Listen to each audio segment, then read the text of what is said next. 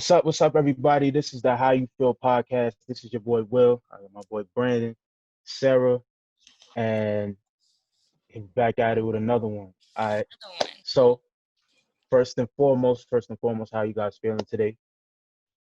A little hopeful, not too much, but a little bit. Okay. You But wanna you Brandon's wanna like, I don't know. Now I'm yeah, feeling I'm feeling good. Feeling good. Even kill as always. Uh Today is today, tomorrow will never come because we're always in today. So we gotta live in today. Bars. Most time. that was a bar. That That was a it bar. went over my head for a second. I got it. Yeah, no. What's his name? What's it called? So the four officers were charged for Oh, we just gonna go right in. We just gonna George go Floyd. right in. Yeah, because I just saw the memorial service, and that's what made me feel a little hopeful. But I was watching with my mom, and she was like, "Yo, people are still protesting. Like, when do you think this will stop? Because they're charged." And I was like, I'm gonna guess around the time, if there is an indictment or not, because just because they're charged doesn't mean they're not going to jail. I mean, doesn't mean they are going to jail. They can And still be found not this guilty is for who? for George Floyd. Okay, I just want to make sure because they're also the officers. I thought you when you said charge, I thought you meant like the officers because the case for Breonna Taylor has been reopened. So I thought that's what you're talking about. Oh yes, Um, it has been Yeah. reopened. We'll talk about that later. yeah. All right. But Go ahead. Go ahead. just wanted to follow up what she was saying. Dang, she said when your mom said when is it going to stop?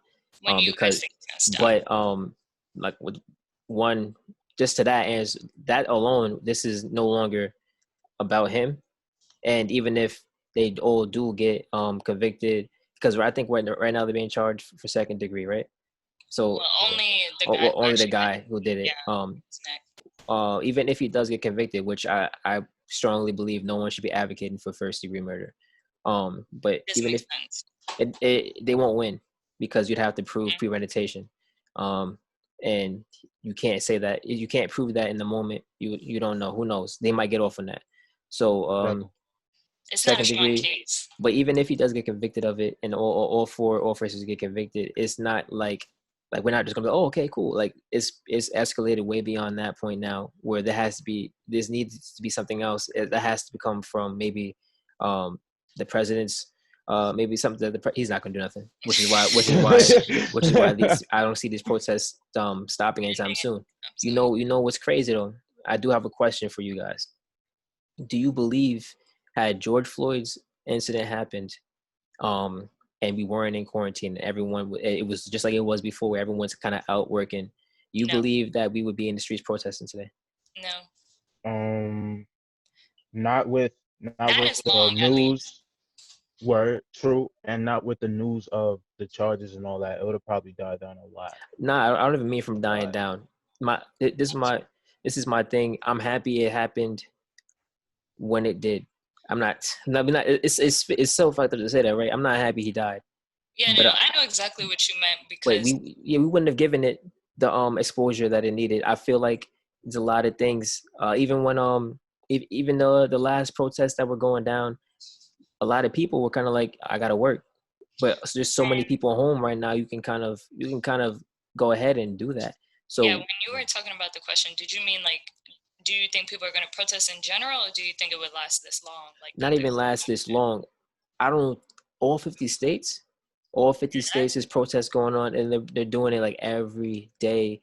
Like I don't think it would have been this big had quarantine not been in effect. Like everyone's home. What else are you gonna do? You know what I mean? Like you don't have to risk not going to work, because that's the reason. The thing that we as Black people are so conflicted over is most of the time over like my family and their well-being. Like, do I want to lose my job to go protest because I have kids I got to take care of? Yep. Or right. or even who I see police officers, Black police officers, like that are in these videos and they're crying, right? Because they're being yelled at and belittled by a lot of us Black people, and they're crying because in their head it's an internal battle. Like, do I put down and do I quit, or do I take care of my family? Right? It's I'm not saying it's right or wrong, I don't know, but these are internal battles that we fighting. And because quarantine's in effect, it gives us all the option to say, or whoever is not essential, an option to go out and protest. So it happened at the right time. But it also, the conspiracist in me once Oh, this snap. the Don't get well conspiracy started. the conspiracist in me says I don't believe in coincidences, right? This is all happening at everything this Ooh. year, like, you know what I'm saying? Like, Ooh. so one of these, it almost makes me feel like it's all part of some type of chess. I don't know. I don't want to All get right, too wait, deep into it, hold on, but time out, time out, time go out, ahead, time Will. out. Because I know I got him started. wait, When he do because I this, want you, I know it's about to be something. I, I, I want you to hold on to that because there's Yeah, just one thing I want to talk about that, but I have to confess something to y'all because I feel like it wouldn't be right. Um, and I'm gonna start it off by saying I'm Kendrick Lamar and Black of the Berry. It's a song off To Pimp a Butterfly, his album. And if you listen to that song, the first thing he says is 2015, I'm the biggest hypocrite. No, I'm the biggest hypocrite of 2015. So, with that being said, I'm the biggest hypocrite of 2020. Because I protested. I went to a protest. Why you a hypocrite? Hold on, I'm gonna tell my, I'm gonna All right, you explain my said it like case. you dropped the mic or So, something.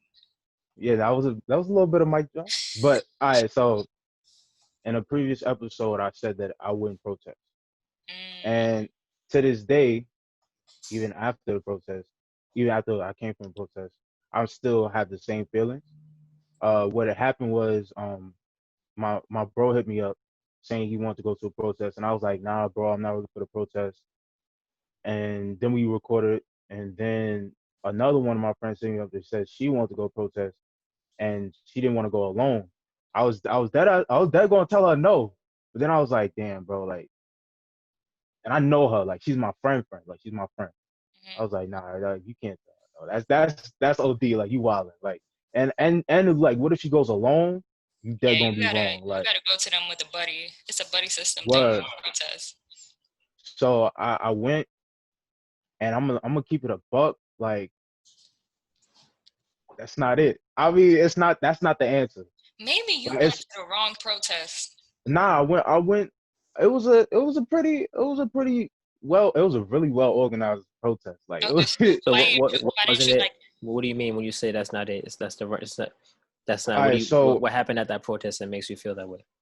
so when I was there and I was just observing the people, like we did, they do the chants, and then after every chant they was clapping, like they was applauding, and then like we was getting like people involved in the streets, like there was people in the cars honking horns and stuff like that. Like they had like rest stops, like where you could like literally they had water, snacks, masks, They gloves, had hand supplies. sanitizer. They had all these types of supplies, and like for the most part, when I was looking around, like it was just like it was like a lot of separate causes and It's only things one going on cause. within the whole like march basically. And Like what? I realized that like there was people from all over, like every like nationality, like there was foreigners there. There's white people, black people, Asian people, Hmm. um, all types of social classes. You could tell which ones were fluent. They had the gear on. I'm not even gonna fly. They was looking like fly protesters. I was like, okay. Uh, and it was just like it was a melting pot of every like essentially everybody, but like a lot of it, it felt like like it's something that like you could just check off. You feel me? Like on a box. Like, You didn't feel like it was cause even genuine. yeah, well, it a lot of people, especially the ones who like was like chanting, like starting the chants, and then everybody was like responding, like the call and response. Like you could tell who was genuinely there in that moment because like they are dedicating this part of their life to it. But for the majority, like there was a lot of small things that made me realize that okay, protesting is good for one thing, and that's like everybody has said, like a lot of people that I talk to have said, it's the exposure. Um, and I'm not downplaying it or anything like that, but I feel like in order for to prevent something like this from not happening again, like we really have to do self inventory Prevent something like what from not happening again? The whole cycle, this whole cycle of continuing pattern of police brutality and somebody dying and then we protest and stuff like that.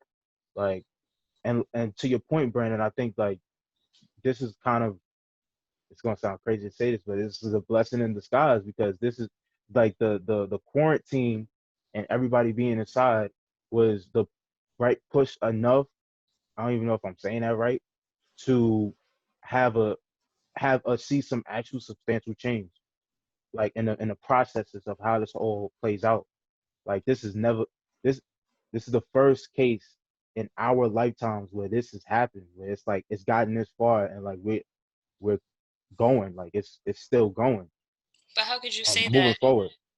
and then say that protesting isn't the thing when protesting got the Because charges changed? I mm, And it's I not think just the charges. I read that some I think cities are taking down their Confederate flags and their Confederate statue symbols. the protest is like there to keep the pressure on, like, so it does serve a purpose, right? It's not the only But role, but everybody got a role to play. and that's like the I guess the revelation I had when I was there. I was like, this is cool, but this is, at least for me, this is not how I'm gonna make the most impactful change. But also, you gotta also think like this. One, before going in, you was already conflicted on it. So it's not like it's not Right. like you was sold. You went in with the idea that this is not it already. So you gave it a try. You went in. You still don't think that's it, and that's your opinion, and that's cool. And then, no one should get on you for that. You went out there and you're advocating other ways. That's you. Also, I will say this though, like there are people like you said that are out there. They truly believe that this is the way to do it. Whether it's a well organized protest like the one maybe you went to, or whether it's something that gets out of hand for whatever reasons, whether it's infiltration Right. by undercover cops or people just being fools. Um, whatever it is, we also can't forget, and this is a mistake that we make, and I know I make. Success uh, isn't doesn't come quick. Like you don't do something once and then just get the results right away. Like it's going to take some time before we start to see things. And if everyone had that mindset, like, oh, this it didn't work, and then they went out Yeah. for one day, and then then nothing gets done. So we have to, even if you feel that way, you still have to maybe support and do things in other ways that you, because one way is not going to work. Everyone has to do something, and it can't just be one way. It has to be multiple different forms of protest going on, whether you're on the ground, whether you're at home, Hmm. whatever you're doing. So Whatever. Yeah, I Yeah. feel like it's just like for the higher ups, like I guess for the lawyers and the people involved with changing policies and stuff like that. I don't know like how that works because I'm not an organizer or anything like that, but I feel like that's ammo in their argument. Like look at all these people, bro. You got like we got our foot on your neck. You got to change something. Since all this happened, we have the proof that like your people are outraged and we're not going home obviously because one, we don't got nothing to do because it's quarantine and jobs are closed and schools are closed. So I get why you say that though, because it just seems like people just walking, I guess. And But another thing too, like when we was walking, it was like the police was like surrounding like the the march literally, like if you don't mind that, me asking, were you in Manhattan? yeah. Okay. And like I get it because it's all about, you know, prevention and all that, but I was just thinking like, yo, like we made some pretty tight corners and there was like police right there. And I was Mm, like, yo, if something pop off right now, I do not have my escape plans. Like I'm gonna be jumping over bodies, like, yo, cause that's how it would be. Like that's how it was. Like some, no, no. Well, yeah, and the NYPD is the largest police force in the country. So if something were police to force, happen, well, you want me to say gang? yeah, All right, so that's they're the that's largest what gang they're in the acting like country. right now. That's what they're acting like right now. So Nah, you're right. but But I was reading a thread speaking of escaping, and this guy who was at a protest yesterday. Because you know the curfew in New York went from 11 p.m. to 8 p.m. And he was saying at 8 p.m. people were trying to go home, but the cops wouldn't let them go home. Like they yo, trapped them in the city. He was like they were in front of the subway, so we couldn't get on the subway because if you went there, they beat your ass or arrest you. There was no Ubers or taxis running because there was a curfew in the city, so we couldn't do that. He was like, we were literally just walking because we were low-key running away from the police. Like, we didn't want to bump into them, and they just kept boxing them in until a lot of people got arrested, clearly. So he was like, it seemed like a setup to me. Well, all right, so boom. If this was the city of New York, if this threat was from a person in the city of New York, so all right, let me start off like this. When we was walking, right? If we passed a subway station, Mm-hmm. the police were in front of, like, you couldn't get in or out of that station. And the reason why is because of, if anything popped off, like too many people in like the subway systems, is like that's a recipe for disaster, right? But also you got to be mindful, like New York City is a highly dense, is a big target. It's a high level target as far as the globe is concerned, because of 9/11, because of bomb threats, and because of the population of the city, period. So these, like, the NYPD, fortunately and unfortunately, they're trained for large crowd events and stuff like that because of our large dense population as a city, and because of terrorist threats and attempted attacks and all that. So that's the reason why. But it is, again, like, you But can you were insert you that were and there in use the that as a morning. reason. No, no, no. We was there like, I want to say like 3 or 4 until like 7 ish. All right, but the dude Um, I'm talking about was there at 8, and he was saying nah, that they just wanted to arrest people because of curfew, and the more they got off the street, the less people I'll be protesting tomorrow. nah, but that, like, to your point. I'm saying that I can see how they use the same tactics that they Yeah, would yeah, use yeah. to prevent a terrorist attack, or like crowd, like, um controlling a crowd in like a time of panic, or active shooter, anything, any scenario. And I can see how they could use that again, uh, in a uh negative, like in a bad way, and use it as a means to lock up people because I they see what knew you're they were saying. there when they were protesting, and Yeah, you're yeah. not supposed to be out past a certain time. So it just gives them the ammo, the free reign to do it, type situation. And that's another reason why, like, I was like, yo, I was just Are looking you to the scared? side of me, like, nah, not really. Like, I was really being tactical. So I was looking at rooftops. I was looking for snipers. I was looking for the undercovers in the crowd. I was looking for the vests. I was looking for the white people dressed in black, all black with the mask, just so, because if they try to tear some Did shit up. you hear about? Did you see like it's an actual face? It's not just a mask that people are wearing. Like someone What? was I giving didn't see them. that. I gotta find you out a video. Someone was literally giving a with a showcase of of what people have on. The guy was like and I guess somebody robbed some like a store, and the guy said it was a black man, but it wasn't. It was a white guy wearing a black mask, and the dude was like, "That was the best this guy's ever seen." And then the next clip, the guy somebody was showing like he had on a mask, looked like a black face, like my face. You could see his white skin in the inside.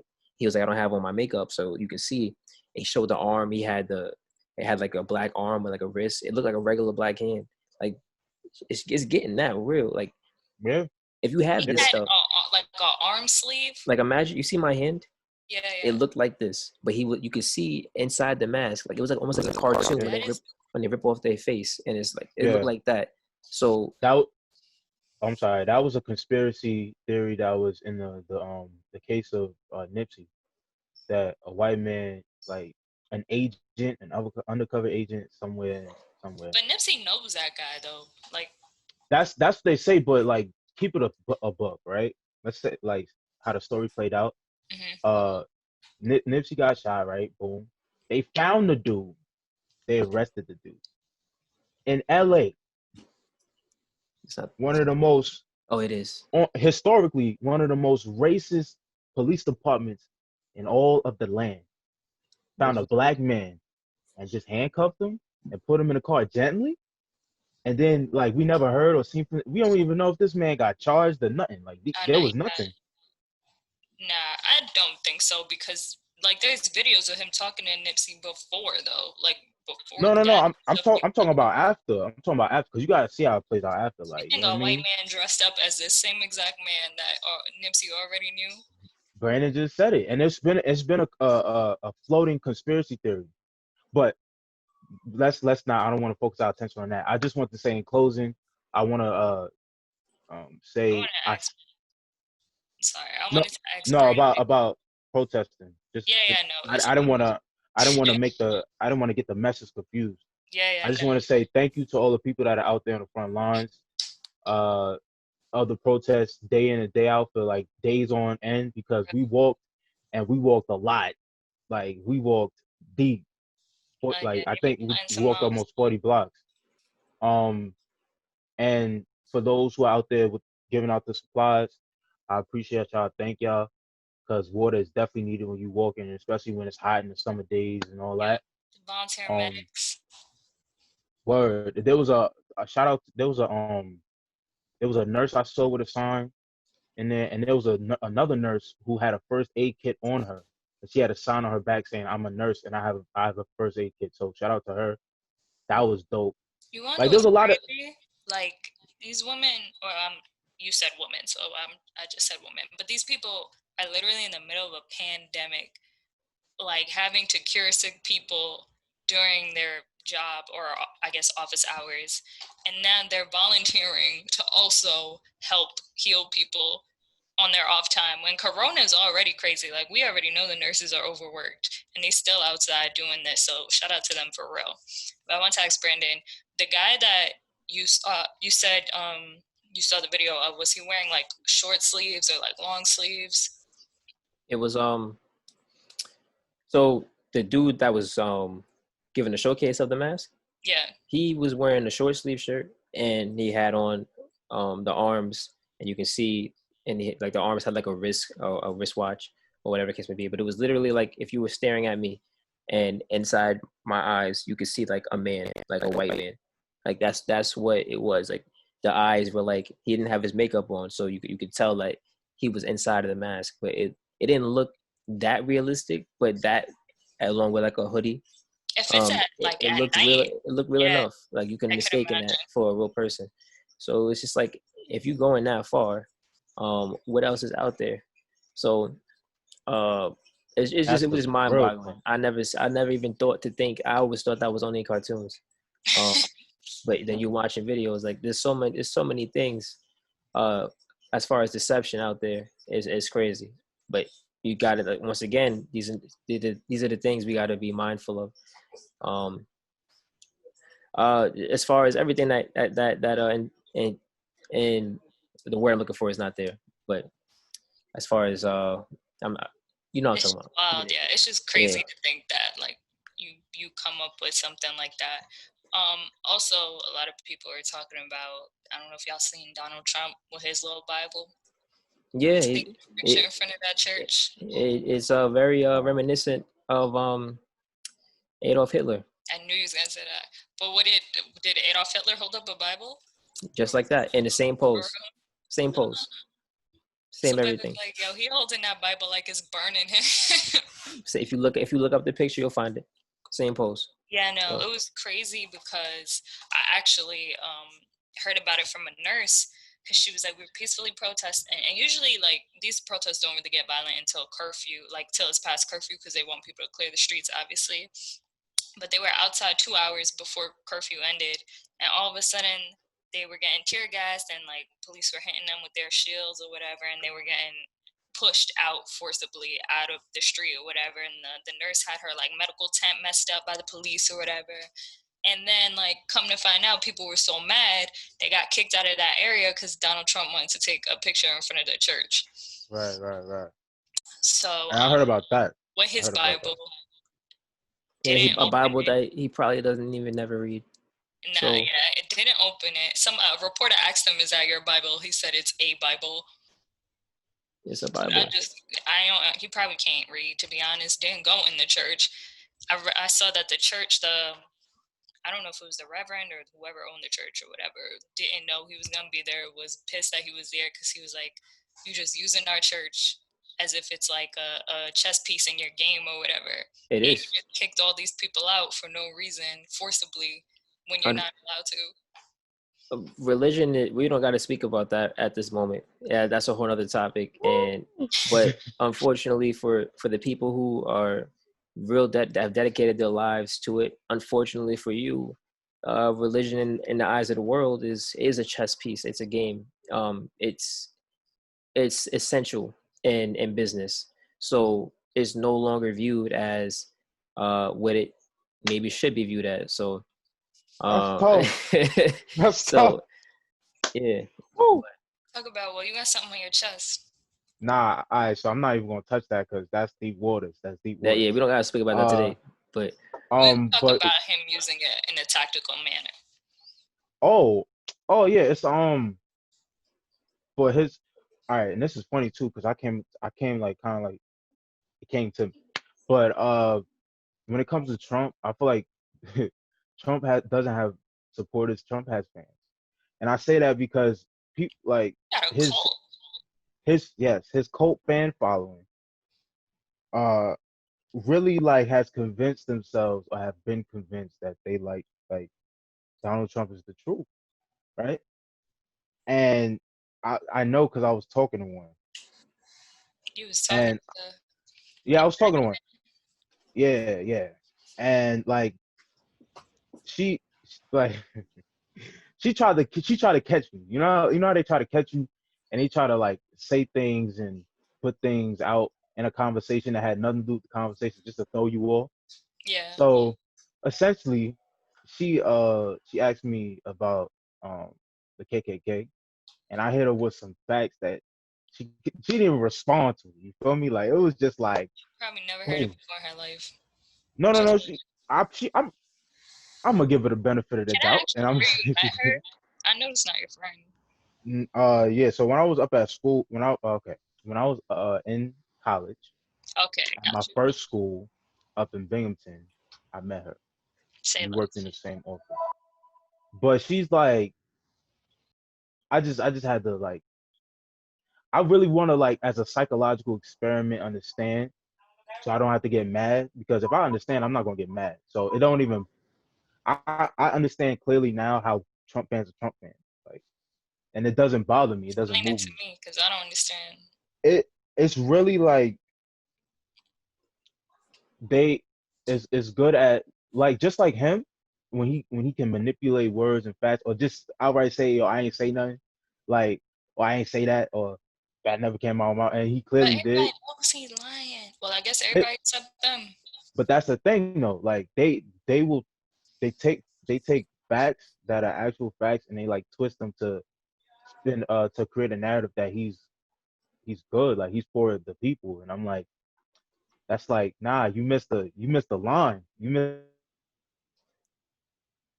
the whole line and a section, but that's not it. Like, but I don't do it to the point where I fight with them, trying to sway them. I just do it to sit back and listen, and observe, to understand what I'm dealing with.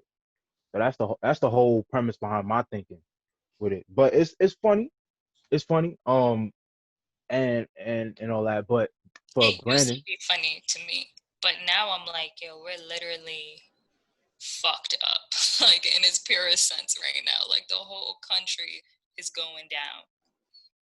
And now it's like, all right, this is not a game no more. no, it's I just saw 42.6 million Americans filed for unemployment. You got people out here protesting against a virus. You got doctors out here who don't have the supplies they need to cure people with this virus or to even treat them. But let You me got ask you, nurses overworked. did that come from the news? is that a coincidence? I don't know. Y'all are I, conspiracy theorists. it's it. It, No, is this not a go ahead, conspiracy bro. theorist question? This is you can look at the order of events. Now everything is happening, and it's almost like a puzzle being placed into pieces. This is what Yo, it. go back to that. Go This is back what to it that looks like. first. Yeah, yeah. What Nah, go happened? back to that first conspiracy theory, bro. Because I was gonna get into that. I hope you remember. Did you remember? The as far as coronavirus or and the quarantine and people being out protesting and stuff like that. Yeah, Bro, Bro, you still you didn't want Keep you the one going. that didn't want to get that didn't want to get into it. Nah, cause I already did what I had to say. I got what I got to say after. Nah, I didn't forget. It just So let's go back to it. Let's go, bro. Start it off. Okay, so I'm guessing what you're implying here, before y'all go deep into it, I'm gonna just give people the summary of what I think you're implying, is that they want people to go outside so they can be prone to catching the virus. that's a possibility too, but sometimes, like I said, I think I think everything is a chess game. I don't think that anything really happens that wasn't accounted for or thought as a possibility. I believe coronavirus didn't come out of nowhere. They knew about it last year, and it was kept under the rug until it was too nothing that could be done to prevent it from happening. So then, everyone is Do you mean like the Chinese government or the American government? Chinese government told us about it Since last year. in like October. So, Okay. or maybe a little early, like they knew about it and we knew about it. Well, the people didn't know about it. America knew about it. They didn't do anything about it. So now we get to the point where now we're in quarantine. All right. So now we're home. Everyone's like, and it's like this uproar about coronavirus and people getting sick. And I believe that because I have family members that had it very close to me. So I'm not going to discredit that. But Yeah. so now we have 42 million people in the country that's unemployed, and you have this issue going on, and now it's at a time where we have it's convenient for us to go out and protest, right? So now everyone across the country is protesting. Now you have cops as well. So now we're out protesting, and cops are infiltrating, and they're also trying to swing the narrative that we are being violent when in most cases we aren't. So they're going in, they're spraying on the walls, they're laying down bricks for us to throw, they're breaking into stores for us to loot, all that. So now you also have the cops. You have people who are recording, and you have audio recordings of the cops pretty much saying, shoot them, kill them, like use force if you have to. Like all these things in my head, it's like there's something going on here where like someone's pulling strings and everything is falling right into place. It makes perfect sense to me that it could be planned. Like this could be something that people accounted for. Like this is part of someone's plan. But and I know Will probably go deeper than that because I'm not, I'm not as I think like a conspiracist, but I'm not a full blown like conspiracist. Like I think being a conspiracist is having common sense and know that these things are possible, not that you think outlandish. You know what I mean? But he's having a conniption right now, so I know that there's something Get off that your chest. he wants to say. But Nah, bro. Look, I just want to say thank you for bringing this up. Let's go. Okay. It's your time Now, to shine. when it comes to conspiracy theories, I just want to lay the foundation. Conspiracy theories are basically theories like the Big Bang Theory that is so wild and outlandish when it comes to the elite, the 1%, like the top celebrities, and like it's like it's like this it's like a secret being told from all these elitist groups and clubs and organizations that are so outlandish that they convince people to write it off as crazy or as not, that would never happen in real life, but in real life it's really happening. So I'm not 100% subscriber. I'm just saying that that's what I feel like the definition of conspiracy theory is. So when it comes to the coronavirus, right? So coronavirus is as a virus itself, it's twofold, right? So it alone is not it's not a strong, threatening, world-ending virus. A lot of a lot of Well, that depends who you are. doctors, a lot of yeah, well, true. A lot of doctors and nurses have come out to say that who have spoken out have said this. But on the other hand, if you mix coronavirus with other pre-existing Health ailments, conditions. the concoction, the cocktail will explode into like what we see in the cases of people who have died due to coronavirus. there's Now, also I just want to add on to that too. Yeah. It doesn't necessarily have to do with anything pre-existing. Like what the coronavirus, from my understanding, what that does to you, it attacks your respiratory, right? So it gets you to the point where you feel like shit. you literally don't want to move. And when you're in that state, that's when you're at your most vulnerable, and that's when it makes it worse. But not only that, even if you get over coronavirus, it does damage to you. So even after you get over it, you're still battling the damage from the respiratory system. So you still can't breathe, you still can't move. But what I've been hearing is that, like, if you have it, the best thing for you to do while you have, if you can, is to stay productive. Just keep moving, to keep, because once you stop moving, that's when it really attacks. And whether you could be healthy, like you said, but some people aren't aren't like, a lot of these professional players got it, and I would attest to the fact that they didn't even know where they had it. And you can only attest to the fact that they're eating healthy, they got their, their good diets, they're getting their regular checkups, cool. But regular people don't got that type of money. So regular people can't have that diet like they do. Regular people, like you're hearing about people that's getting real sick, and they not. It's not like they like eat shit and like they just like some of these people. So what I'm saying. I don't know. You can go back to your point, but it's not just what the doctors are saying, and it's not just pre-existing ailment. What was the word? Ailments. Ailments. I can't. I got I'm sorry. some words I can't say. But No, and I think it was the fact that they also didn't want to overflow hospitals. It wasn't just people dying, but that obviously you too. have a certain amount of rooms and you can't put everyone in a room, so it's better to just try your best to not get it, to prevent yourself from getting the virus. Because I mean, doctors right now, even when we were in quarantine, we're still complaining that hospitals are packed and they don't have supplies and stuff like that. Because I heard initially that it was a 70% chance of you surviving from it. Because a lot of people also have it and are asymptomatic and don't know they have it. I just heard that George Floyd had it, but he didn't have any symptoms, so he didn't know. But apparently in the autopsy, they found like traces of it in his blood or something like that. I don't know how that medical stuff works, but continue with your conspiracy. So I'm glad you brought up food because when people and I people who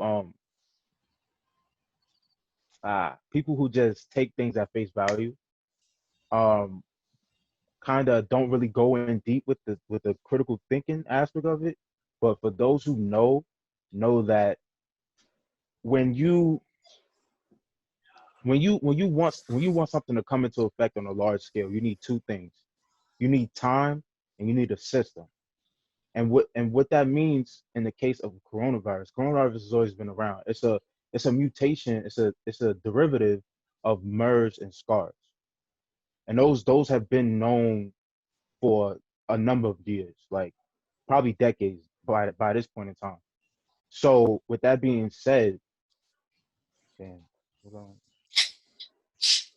on. With that, all right. So with that being said, the you need time and you need the right conditions. So when it comes to stuff like low income housing areas with food deserts, and they got all these clinics and stuff like that where people need like people because of the environment they live in, the neighborhood they live in, they don't get the best food options, which degrades the body over a certain amount of time, and then they have to be put on medication because they got a sickness or like uh something internally going on with them. Like all of this stuff is holistic in a bigger, like the analogy that you use, Brendan, a puzzle piece in order to have something muster and come to fruition later on and later on down the line to make it think that these things are not connected.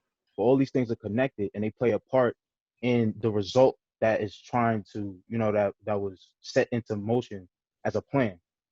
Just you know what I mean? So when it comes to who it attacked and how it attacked, a lot of it has to do with the fact that it aggressively it was an aggressive bad situation for people in lower income areas just by way of them being in a low income area, and that's with all the factors and all that. Black and brown But communities, exactly, especially in New but York, they it tend to be packed. It's hard to stay 6 feet apart So and do you cramped think that apartment. was so? What go ahead. Nah, that's it. so That was saying. so with that, right, you have a situation where when it comes to the virus itself, the reason why I said it's not a high threat level virus is because like people who are asymptomatic, and I think that to a degree everybody's asymptomatic because I heard that they had put it in vaccines years ago, a strand of the coronavirus in vaccines years ago. So everybody could have had coronavirus for years, but it just wasn't the right time for it to pop type situation. Um, and with all that known, the best way the best way to fight it is making sure that if you can, depending on your circumstances, where you're from, how your daily activity is, how your daily life is with exercise, the diet that you have, right? And that's to a lot of people that's foreign. Like they don't have that luxury or that privilege. So I understand. especially people But of color. especially people of color. But when it comes to like just the projection of it, the perception of it, the news media outlets make it seem like, oh, we don't know. Like they know one week, they don't know the next week. You know what I mean? Like, and for those medical professionals who have said that, oh, this is just a derivative of dot dot dot dot, and we already had this outbreak and this outbreak, like, and people have gotten over it, and then like there are health professionals saying that the way to get over it, or there's health professionals that discovered that, oh, you could have just this could have been cured without a vaccine. You could have just did A, B, and C with your diet. Oh, exercise and da da da da can build up your immunity and prevent A, B, and C. Like just certain things that they just casually just drop out in there that people are like, oh yeah, well yeah, duh. But in the grand scheme of things, and especially now in coronavirus, like those are the components that essentially keep your immunity high, keep your defenses high, where you won't have to worry about getting the virus. Like y'all know, I'm an essential worker, and I've been at work, and sometimes like I have my mask down, like because like to me it's all right. I'm assuming you're talking about people who don't have prior health conditions. Because there are people with autoimmune diseases who still a healthy diet ain't That's gonna true. help them. And of course, it's an individual thing. I'm not saying on a holistic scale, but even people with autoimmune deficiencies, I'm pretty sure that their doctors say, like when a person discovers or is born with an autoimmune deficiency, like the doctor tells them or supposed to tell them like before they prescribe them with any medication that, yo, you can't live a normal lifestyle. There's certain things that you cannot do. There's certain things that you're gonna have to do for the remainder of your life because you have an autoimmune disease, you have a respiratory disease type situation. But even then, autoimmune deficiencies, respiratory diseases, heart, heart and blood diseases, n- natural holistic diets that that is not the Western diet have been have been able to cure all of these encompassing diseases and little specialty diseases and all that. Like, and this is a fact. Like, there's been mad cases of people who've had respiratory autoimmune, and not to say that they've been cured of it, but they've reduced their chances of having a weaker immune system or uh being falling victim of getting sick by way of changing their diet and their lifestyle. These are just proven facts. And there's mad testimony. There's probably millions of testimonies of people who have switched up their lifestyle and gotten better results as far as how their bodies perform for them. But when it So comes, you think it's the diet and your uh physical health? so I think that again, it's all these pieces that are set in place at certain times, and then over time, as things play out, if if the condition if you set the conditions the right way, you're gonna get a certain a result, especially if you've been able to test it or if it's happened before and you've been able to catch all the key ingredients that made this thing happen the way it happened. So to your point, I mean to your question, like I feel like as far as when it comes to over here in the West, like um coronavirus, SARS, MARS, Ebola, Zika, if any of those things come over here and in this country specifically, and you don't have a diet or you don't have a way of living that that can literally leave your immunity, your body's natural defenses susceptible to receiving a virus because you can't fight it properly or efficiently, then of course you're gonna get it. That's with anything. You can take out coronavirus. You can literally insert any virus you want. You can insert the flu, and it's gonna have the same effect essentially. The only thing that you having a good diet and as far as physical health, like as far as you keeping up with your body and all that stuff, like the only thing that stops or prevents is it gives you a better chance to fight it. It's not going to stop you from getting it. Um, No, also, yeah, yeah, also, it's also case by case. Some people. So if yeah. here's my thing, do I believe in vaccinations? I if I have a kid, he's gonna get vaccinated. Like I have no issue with saying that, and I don't care about all the not anti-vaxxers out there, whatever. Like if that's how y'all rock, that's how y'all rock, and y'all, I'm sure y'all live with the consequences if anything happens. But for me, I don't mind either way. If you do what you do, but I'm getting my kid vaccinated. I have vaccinations. Um, as far as even with that being said, I will say this: I will agree with anti-vaxxers on this. Uh, as a society, when you look back at how things used to be, especially um, Black people, our immune systems and the things that our body is able to create, produce, those have been stripped down as we have been diluted throughout time. Once we started to rely on vaccinations, we became weaker as a species. Once we once we started doing all these things, we became more susceptible to these things. We now our body can't really fight it on its own. Now we need a vaccination in order to have a shot. When before vaccinations were around, I'm sure. So civilized, you can call it civilization, whatever you want to call those times. They were doing just fine. They were making a whole bunch of. They had all these medical herbs, all these, like they were doing okay. We As we progress in technology, we lose more and more of ourselves as far as like our natural selves, like as far as instincts and all that stuff goes out the window the further we evolve. And we evolve, we de-evolve as the rest of the world evolves. So it's kind of crazy to say. So when I'm talking to an anti-vaxxer, that is about the only thing I can agree with. But unfortunately, for an anti-vaxxer, you have de-evolved, just like the rest of us. So now you need it now.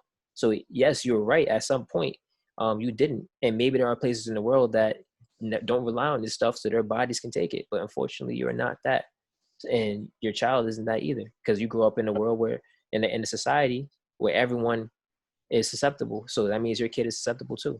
But yeah, that to your point. But I was just saying, you can be healthy, you can eat well, you can work out. But if your immune system ain't strong, that don't matter. So, and it ain't gonna stop you from getting it either.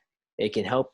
Get help from, I guess, bringing Like you to a point where you may possibly die.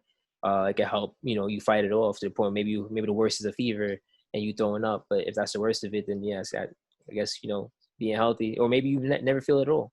So but that's case by case. so if you guys think it's Oh, oh, you got God. something else? No, Oh, because nah, I yeah, we wasn't okay, over. It go. wasn't over All right, because go. I understand what you're saying, but then here's where another piece of the puzzle comes into play. So one thing that, let's just say, higher ups need is participation. Nothing moves without willful participation. So when it comes to coronavirus, right?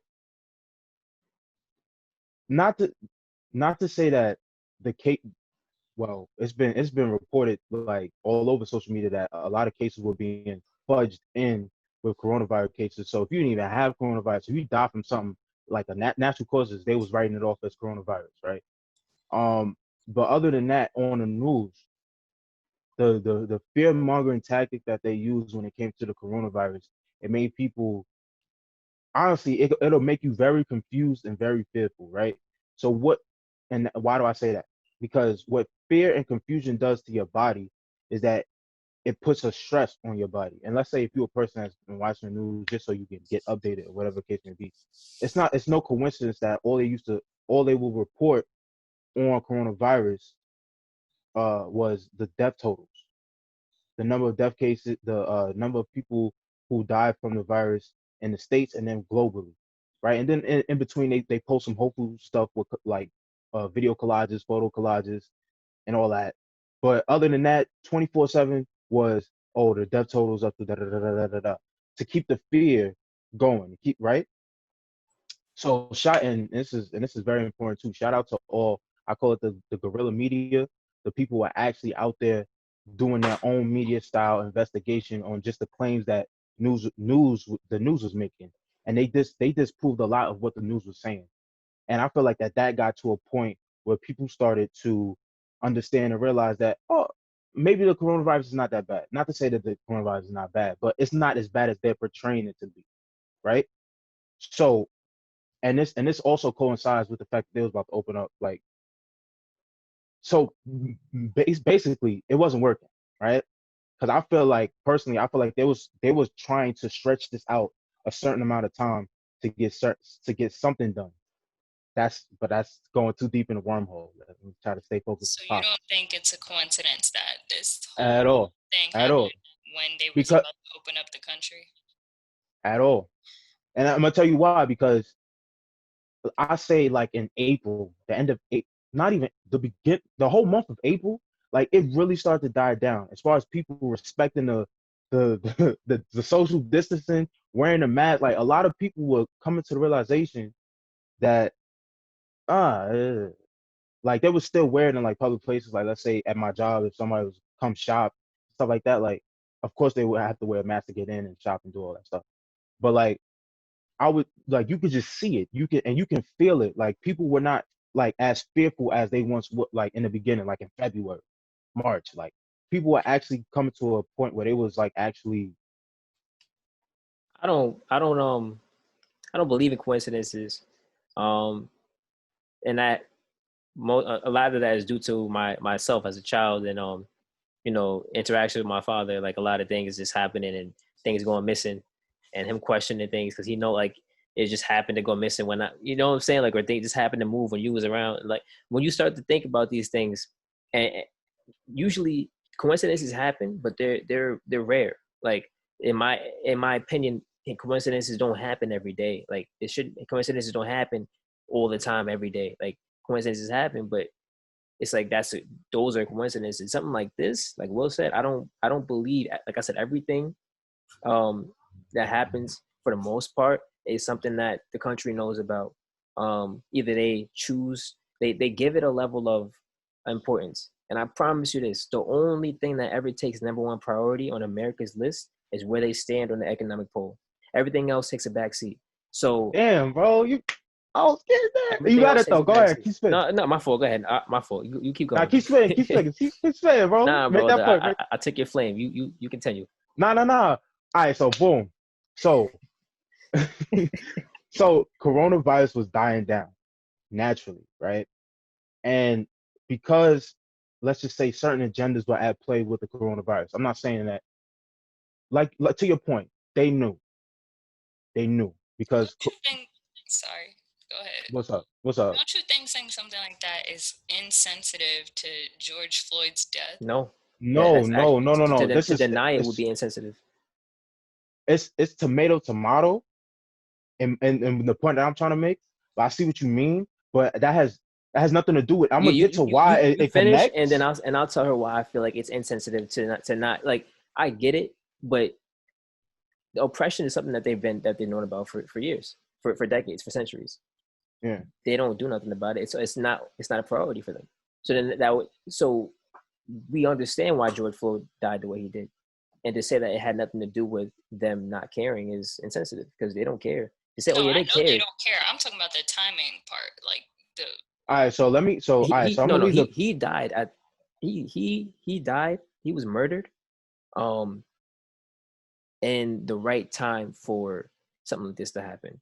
I don't want to say I don't want to make it sound like his death was a good thing, but his death was timely in the fact that it happened at a point in time where millions and millions and millions of African Americans and others alike could go out and protest, whereas you have other murders where people are rioting in cities and expressing their discomfort and whatnot over social media everywhere else, and they can't really, they can't really protest where they're at because they have jobs to go to.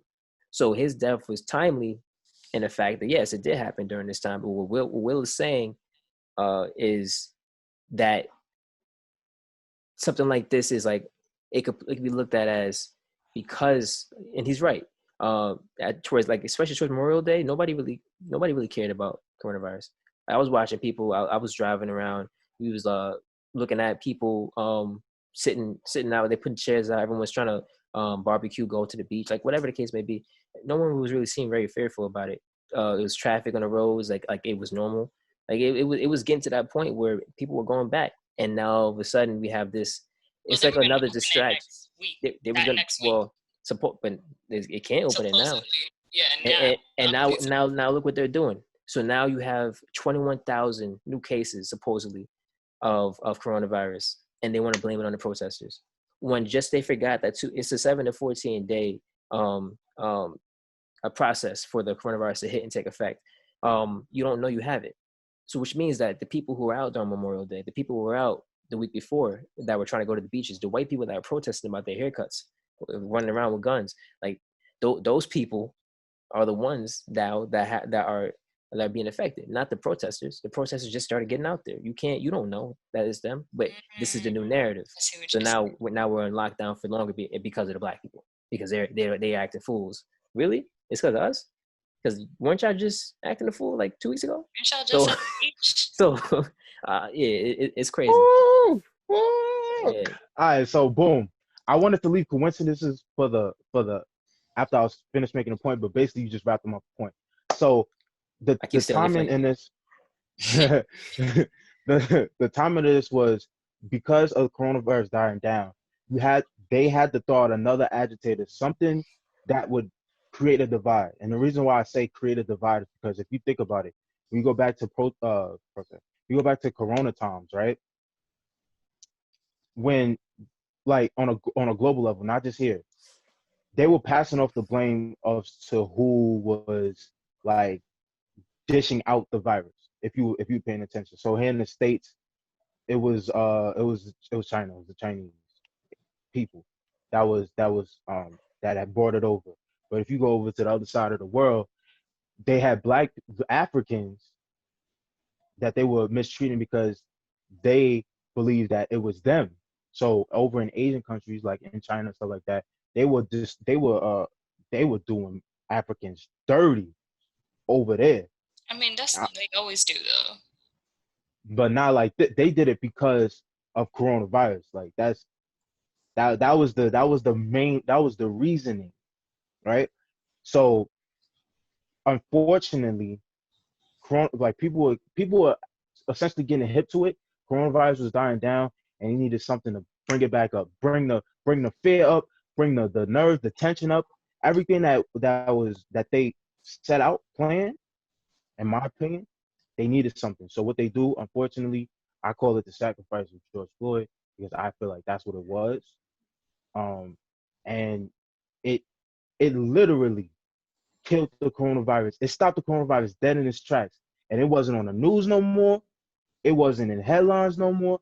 All we got at that point moving forward into now was George Floyd, Breonna Taylor, all these people, and it rightfully so. I'm not saying like, oh, this why like this was not important news or whatever the case may be, but they switched the narrative. They switched lanes because this lane was not working, so they had to skirt over to the next lane, and this lane is now pushing it forward even more, right? Yeah, and That's that's not that's like, once again, like, this is not to say, oh, George Floyd, like him dying was like not at some type all. of conspiracy. Like, his death was timely and they used it to their advantage. So George Floyd dying, that's their, now they took that and we're playing chess. They're playing chess. So now, like he said, coronavirus towards the end of April, was end of May, right?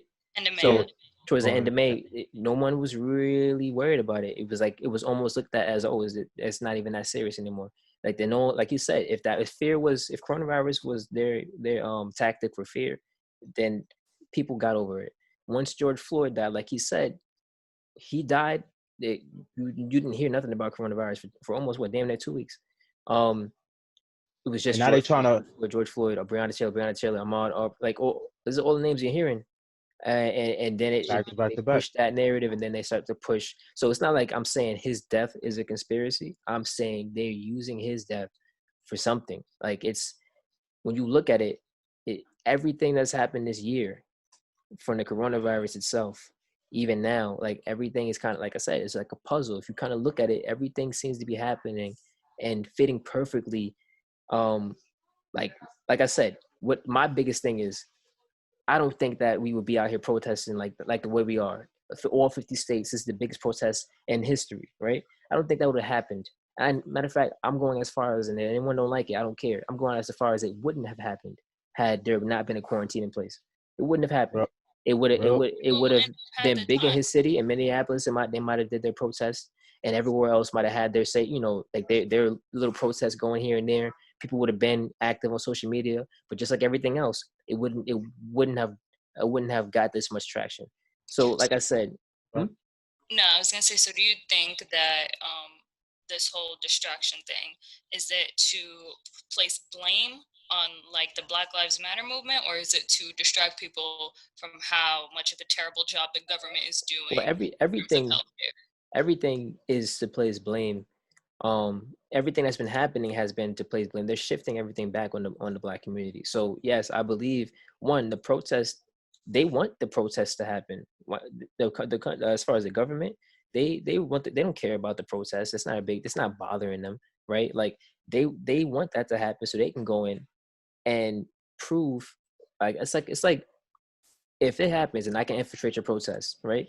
If I can infiltrate your community and make it look like you're destroying property, like you're looting, like you're tearing things down to make white people now, like they're seeing this is what they're talking about. If you come by my house, if you come out, I'm going to shoot you. Like Trump is pretty much saying use force, right? Trump is saying, oh, if they're in your way, mow them down. He's advocating for He said all this it's stuff. Yeah, he's been saying this since he's been elected. Like now they're pushing that agenda. Everything is once again to make Black people look bad. It's the protest is to their advantage, and I'm not saying stop. We won't stop, but understand, like yes, this is the obstacles that the we're facing narrative. now. The cops are they have they're like I said, and Will I'm sure has said it too. There's audio clips, there's video files. They had a cop who was it? I forgot the young man that they killed. It was two cops on him, and they both had him pinned down to the ground. One cop put his gun to his body, took two shots, and one of his radio said shots fired. Shots fired. Like he was getting shot at. And I people recording this. You have a audio file of a police call. Pretty much the officer was not allowing someone called in because this person was Black. Like they was like pretty much they wasn't having it. And then you had the officer saying pretty much like don't put this out in the air, but shoot them. Like, but he was saying like whoever was recording it recorded it, but he was saying don't let this out in the air, but shoot them. NYPD. You call them NYPD. They're not police. They're not police to me. Like when you start doing that, when you provoke someone's walking towards his car, he's walking towards his car, and you drive up, you put around the corner, tell him back away from the car. He's by his car. So now you provoke him, and he's aggravated. He's gonna talk back, right? He's not touching you. He's not a threat to you. There's literally 10 of you and one of him. He can't do anything to you, but you want him to keep going. So what do they do at the end of the day? They arrest him. They drag the lady that was in the car with him. They take her out, drag her by her head, pull her hair back, we tackle her. talking about Atlanta. That's the video I saw this morning. It might have been in Atlanta. Yeah, it was in Atlanta. I think And they arrest, but what happens after? The cops are laughing. I don't know. They got arrested. Cops are laughing. I don't know if they charged. I'm not, and once again, I don't know. There are cops in some of these videos. They're protest. They're marching with the people. Whatever. For the most part, I don't believe that all of it is. Once again, we can't fall into that way. I can't say that every single cop that has been showing support is just doing it for publicity, because some of them I believe some are genuine. You can tell by the ones that are crying, the ones that are conflicted, the ones that are standing there crying. They're not doing that for show. They're literally conflicted. Like, this is something that they don't know what to do, because once again, if you have a family that you have to take care of, right, and you're an officer that's given the duty to, like, and to stand by and watch, and you got your people yelling at you, telling you a sellout, telling you ain't shit, telling you you're not one of us, you one of them, and you see them crying, right? But they're not just gonna put down their shit because they have family. And who am I to judge this person, right? I'm not gonna judge every single one. Like, obviously he's conflicted. He has to do what he I has to do. feel you, but It you is what it should is. know that before you join the force. My, That's my how I th- feel about. That's how I feel about 6ix9ine, and I hate to compare the two, but like, people have all this sympathy, like, oh, if I was him, I would have said, shoot, bro, you joined a gang. Why would you do something like that if you was not about that life? Like, my thing nobody is, told y'all to be a police officer. You it, chose to do that. he did, you did choose, but you also chose to work too, right? So, like, my thing is, there's so many things that we can, if your job, if let's say you have kids, and, like, literally their survival is based off of your job, right? And you find out that behind the table, like, your job is and deals with, like, they have a company in another country, right? But they And been knew. hold on, let's say you find out that your company is doing dirty shit under the table. Let's say you find out that your company is supporting Trump and funding his campaign and funding his antics, right? Like, and people are looking at you like, oh, like, you working for their company, you just as bad. Are you gonna quit your job? Yes. You're gonna quit your job, and, I'm not. I and your might kids are not gonna. quit right then Oh and no, there, but I'm hold gonna on. line something up for me to You're get gonna, another you're gonna one. have kids, and you're just gonna quit right there Bro, without. you're talking about someone who just found out that their job was corrupt, as opposed Hold to someone. on, hold on. I'm not you. You're talking about. You're saying, as a black person, don't be a police officer, Just don't as join a the armed person, forces. period. You As a you person, know it's period. corrupt. You So know it. no, I'm Everyone saying, knows it. I don't care about anyone else but black people. You're saying, as a black person, do not join the police force, or don't join the armed forces. I wouldn't. You wouldn't. I'm not saying what you would do. I'm asking you, are you telling that to black people? Yes. So you're saying that if any one of them joins, that they don't care about black people. You should know what they're Can you answer telling my you to question? do. I'm sure there are people. I told you this last week. I'm sure there are people who go in the force with good intentions, thinking they're gonna save the neighborhood, trying to be Captain Save-A-Ho and all that. But you are going into a corrupt situation. You know that about the cops. You've seen it play out throughout how many times in history? I understand what you're saying. My thing is this: if there are obstacles in place, right? If people's only way out, like, a lot of times, if you grow up in a certain place and you want to get away, the only option is to join the army. The only option is to join the military. The only option might be maybe you want to make that change. You join the police force and hope to maybe patrol your neighborhood and make that. Who knows, right?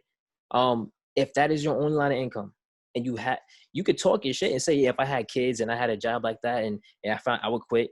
You could talk your shit because you don't have that to worry about. You don't know what that feels like because you don't have no kids. But these people, you can roll your eyes, but you don't know. That's truthful. I'm not going to I'm saying right now, I don't know. If I see their pain in their eyes in these videos, if I see their pain, I know they're conflicted. I know that they ain't just joined and they was like, oh, fuck white, fuck black. I know that they're conflicted, but there's something that they can't just make that change. Because it's not like a kid anymore. As a kid, I can quit my job right now, and yeah, I'm broke for a little bit. I'm upset, but it don't really affect me because I don't got no kids to worry about. I don't got really a family that I'm trying to provide for. No one else is affected. It's just me. It's my money. When you got mouths to feed and people connected to that money and that check, you had to think about the outcome. And I'm not going to blame somebody for doing that.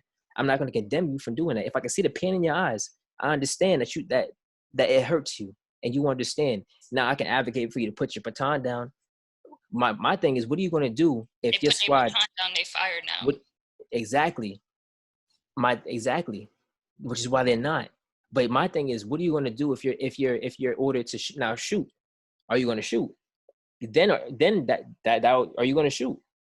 I understand your compassion, but I'm gonna just let bygones be bygones because we're not gonna agree on it regardless. But I see where you're coming from. You got to be I putting. understand You that got see to. where I'm coming from. My thing is this: I understand what you're saying. Yes, I believe that a majority of them are crooked. But I also believe that some of them have the right intentions, or some of them have a heart. And I'm saying is, sometimes when you see that, if you could see those and put your feet, take a step in their shoes, like just put yourself in their position for a second. and just think about possibly what is going on behind the scenes that they're so conflicted, right? Like some people are willing to go to jail. Like so for some people, that is the only option. Like you either do this or you go to jail, and some people aren't willing to do that. Other people are willing to do that. Like what that's a moral choice. Like, and that's also a big thing. That's not a small like, yeah, fuck it, I'm going to jail because like that's not the easiest decision to make. You got to be in the right mindset to do that. So what I'm saying is I get your position on it. But you also, once again, I feel like just to be that gung-ho and that strongly about it, it's like that's one also a part of the problem. Like everybody, it cannot be the enemy. And everybody, you can't condemn everybody. Like you have to, if you want, you have to have some form of understanding. Like all we want to do is be understood, right? That's all we want. We want to be understood. We want our feelings to be heard. But then we can't go around shunning everybody because we don't understand them. We don't understand what they're doing, what they're doing. Like there has to be some type of. So On yes, an individual I level. believe the NYPD and others alike are for the most part run, and they have crooked origins, and most of them are not run by run with the best intentions. But when you see these videos of these people, like they're crying, like they're tears, like you could see it. There's a reason why they're not, and I don't know that reason. But they're being touched. Like whatever message is, they're getting that message, right? And you can see the people around them. Like sometimes they're looking around, like everyone's a follower, they're looking for a leader, but not everyone is a leader. So I don't know, but I'm not going to condemn those people that I can see the hurt. The ones that are laughing, the ones that are, they're looking for this shit, like they find pleasure in it. They want this. Yeah, of course, like fuck them. But if you in any type of pain, I know you can be reached, and you're just waiting for that. You need that push. That's it. We're all people. You ever had a test in your hand, and you want to get up and hand it in, but you're waiting for somebody to get up first because you think you're done too early, and then once that person gets up, all of a sudden everybody gets up and hands in their paper. That'll never happen to you. Like everyone's just waiting for somebody to lead. That's it. So Um, that we really went. Y'all really went. Nah, but I also want to say this too, like, cause I don't know how much longer this thing is gonna play out and how much more talking has to be done. But I do want to say you talking to me? We that talking till the end. As far as no, not no, no. us, I'm talking. not us. I'm No, talking about as a people. We oh talking. yeah, fast, We fast, going fast, until fast, the fast. end. But I just want people to be. I know people are still mad, but I just want you to really like focus your anger. Focus up for a second. I need you to breathe for 1 second and understand this. All cops are now charged, right? In Right? charge Charged. They're Charged. or charged. charged There are charges. There are charges for every cop involved, for the 4 cops. for the 4 cops involved. It's looking a little good. We still be vocal, still do your thing. And I know a lot of people on these interwebs is gonna get you highly upset, but you gotta remember the why real quick. You gotta bring it back. And if you want to take it a step further, just outside yourself for a second, you gotta understand this. We are also doing this for all the people who will never see justice, who will never know their names. Gonna get justice? Exactly. You think Breonna Taylor is gonna get justice? We said If we was I gonna feel like if we Well, push hard enough, yeah. let's talk about it. So you repeat to me your question because you asked a question last time, and you said you felt like if Breonna Taylor was the one under the knee of that cop, that it wouldn't have got that much attention. That's how you feel. That's not what I said, but I saw a So tweet so that said so that. so then, huh?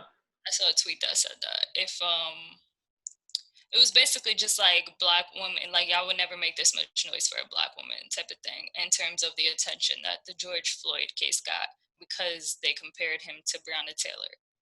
So whoever said that the tweet is saying that if Breonna Taylor was under the knee and we saw it, we wouldn't care, pretty much. Not just Breonna Taylor, but any black woman. But Breonna Taylor was one that was brought up. I just want to just clarify. I just want to make sure because we're about to get into Breonna Taylor. So this is corresponding with her because she pretty much died, kind of almost in a worse way. Yeah. So not to say that being suffocated for 10 minutes is an easy way to go out, but also being your home being broken into while you sleep and you being shot multiple times is also not a nice way to go out either. So Here's what I say to that. That there was very little coverage that was given by the media on that. It wasn't given the cyclone that it needed. It also wasn't. Was there a video of her being shot? No, Nah. There not that wasn't anything that. Once again, like I said, I've said it in every podcast, and I say it again. We wait until the media gives us a name or a video or something. We don't really look for it any other time. I'm sure that if you dug it up, because it happened before George Floyd, if correct, I I'm think. sure if you were Yeah. like looking for this shit, you would find some type of, it was out there, right? Right. But there was no video surfaced about it. There was nothing. There was no real media coverage. I really do believe that it would have gotten just as much attention if you see a woman on the ground, black woman on the ground, and she's screaming and crying. She can't breathe. You're on my neck. Like, please, like, I can't breathe. They're gonna kill me. Or like the same things he was, whoever, and even when I said it, it's not in the video, but you did say you don't believe it, and I believe it would have got caused just as much of an uproar, especially in the time we're in right now with the corona going on. I believe George Floyd is getting this attention because of corona right now, because everyone's in quarantine. I believe it would have been looked at as just the same. I'm not saying like if it was a woman. You're thinking if a woman was in George Floyd's position. I'm talking about women who died because of the police in general. I'm not saying. I'm not using. I only use those two examples because they're Here, recent. I'm going to cut this part out, right? This part out, right? I'm saying right now, I'm gonna cut this part out, but I'm going to send you the clip back so you're clear about why I'm saying it. I watched it before I played this, and this is what was being said. So just so you know, I'm not putting words in your mouth. I really do want you to know. You don't got to put it out, but well, then I'm changing the way I'm articulating Okay. it. Maybe I didn't explain it well the first time I said Okay. it. Because I don't want to put no words in your mouth, but this is. Now I believe you. You watch it back. I know you watch it back. You always tell us when you do. But I'm saying like there's been plenty of women who've died at police hands and no one has made this much of an uproar. Maybe I didn't explain the tweet correctly, but that was pretty much what the tweet was about. Just women, black women who die at the hands of police. No one ever cares. So, when we talked about this, um, last time, having it sit had me really think about it. And I took from both of what you guys were saying. Brandon, I agree, uh, wholeheartedly about they pick and choose because oftentimes when we had like an Eric Gardner or now George Floyd, like there's always the little smaller, like, just pop up news randoms of other black people dying at the hands of police, like coming out during the same kind of like moment that this one person is holding up all of these like all of the full scope of the police brutality case. But to your point as well, Sarah, like there have been a lot of women, black women, who have died at the hands of police on camera, as well as George Floyd, RIP. And there's been nothing. There's no name release, no nothing. And like you said, Brandon, they give us they give us a name. And I wholeheartedly believe that now. They give us a name.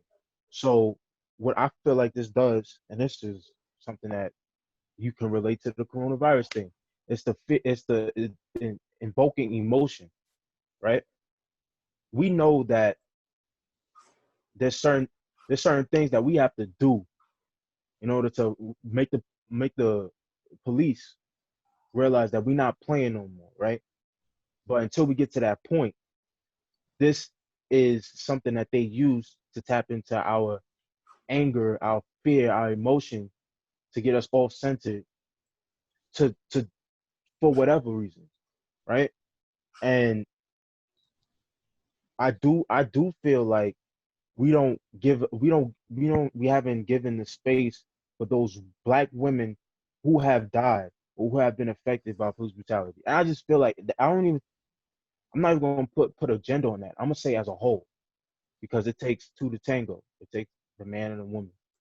And in this case, it takes the man, the woman, the trans, the bisexual, the LGBTQ plus community. It that now is a plays a factor as well. because you have black people who are living those realities, who are living in those spaces where we can't really comprehend how it is to live that way, but they're still put in the same category as us heterosexual um black people. They get lumped in the same thing. And it's even worse for them because they're oppressed oppressed a community on top of a oppressed a community. Yeah, So they got the it's odds. like it's like for as far as representation of as far as holding a space to create, I mean not to create, as far as holding a space to acknowledge the fact that there are 1,000,001 black women who have been affected, either you know the male that's been involved, that's been killed, and you have the female that's affected, or the female directly affected. Like that does not get talked about. Like I What, born, that the black woman is the most oppressed in American history? nah, not that. Because that what not that's a not that fact. tagline, but But no, I'm saying, but is that not a as fact? far as Is it a fact? oh, that's a fact. Come on, Okay, and I've that heard goes that. without saying. Okay, so go ahead. But what I mean is when it comes to the cases of black women who have been affected directly by police brutality, the cases, or the number of cases that have had a light shine on them have been far less than the men. And I feel like that's done on purpose. Don't get me wrong. I feel like it's done on purpose, and I feel like it's tactical and strategic when it's done that way, because again, the divide and conquer tactic is that they do not want us together. They want us separate as possible. And I understand where the origin of that post comes from, because if you think about it, the if you can strip the power from a black man, you strip the power from the black family, essentially. And in a lot of cases, not all, in a lot of cases, you strip the power from the black family when you strip the power from the black man. So that's why they And continuously put out, that's why they go after black men, and that's why that they account for the most of the population incarcerated.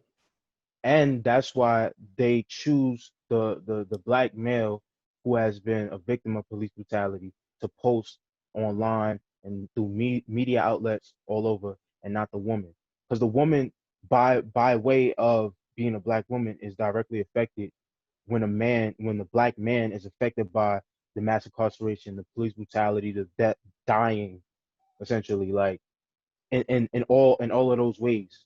So to the point of just the divide and conquer and how to keep us at at at odds, because obviously we're talking about it right now. Like there will be women, of course, and they're not wrong, that will say, "Oh, but this wouldn't happen if it was a black woman." Of course, they're gonna say that because what has the media what has media outlets prepackaged for us, that it's always going to be a black man that's always going to be killed by a police officer, and then there's going to be all this outrage and rioting and all the protesting, because that has been the cycle. That has been the the common denominator to produce a result. You know what I mean? I get what you're saying, but and that if that's the case, then we got to do better as a community, And because we all know the news it, is lying. But you know how scary that is. The news, you know, like we're on this. You said it today, but I've been seeing it all. I'm gonna pull them up. I've been seeing it. All these companies that have been coming out allegedly supporting Trump. You know how mad you said in our community we got to do better with news. You know how mad it makes me when I see posts like that come out and you see us sharing it. Oh, like they clipped. Oh, they done. Oh, we don't support them no more. It Like, was did they Wendy's, just? Taco Bell, and some other There's a fast whole food. bunch. It's a whole bunch. Like Home Depots. There's a whole bunch of them, right? yeah, I got a Um, funny story too, real quick. it makes me upset. Like you go back to the Breonna Taylor thing and that. One, like Will was saying, this country, since slavery had ended during the segregation times, And even after that, it's always been a narrative that they push. Once again, media is not, we don't influence the media. That's white people. They've always pushed white America versus the black man, right? It's always been that. They see a story, they don't care about black women. Matter of fact, America's killing black women in the hospitals. America, like they don't care, right? It's they pushing a narrative, and so when I see it, I push it out, and I would love to believe that if she was in George Floyd's case, that we would have done in his situation, and you flip flopped in that, we would have had the same reaction. But when we see these things posted all over media, right? When we see these companies that are supposedly supporting Trump, and then all of a sudden we just decide at that moment, oh yeah, we're gonna stop supporting them. Why do we have to always wait? Like, for one, did you check? Did you fact check that?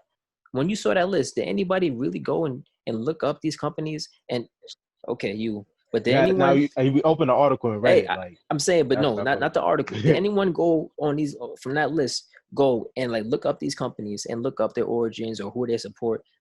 Nobody really, not many people did that. They got a list, they saw it, and it's like, oh word, nah, share. Oh, they well, done. But where can so you look it up at if you say Anywhere, it's lying?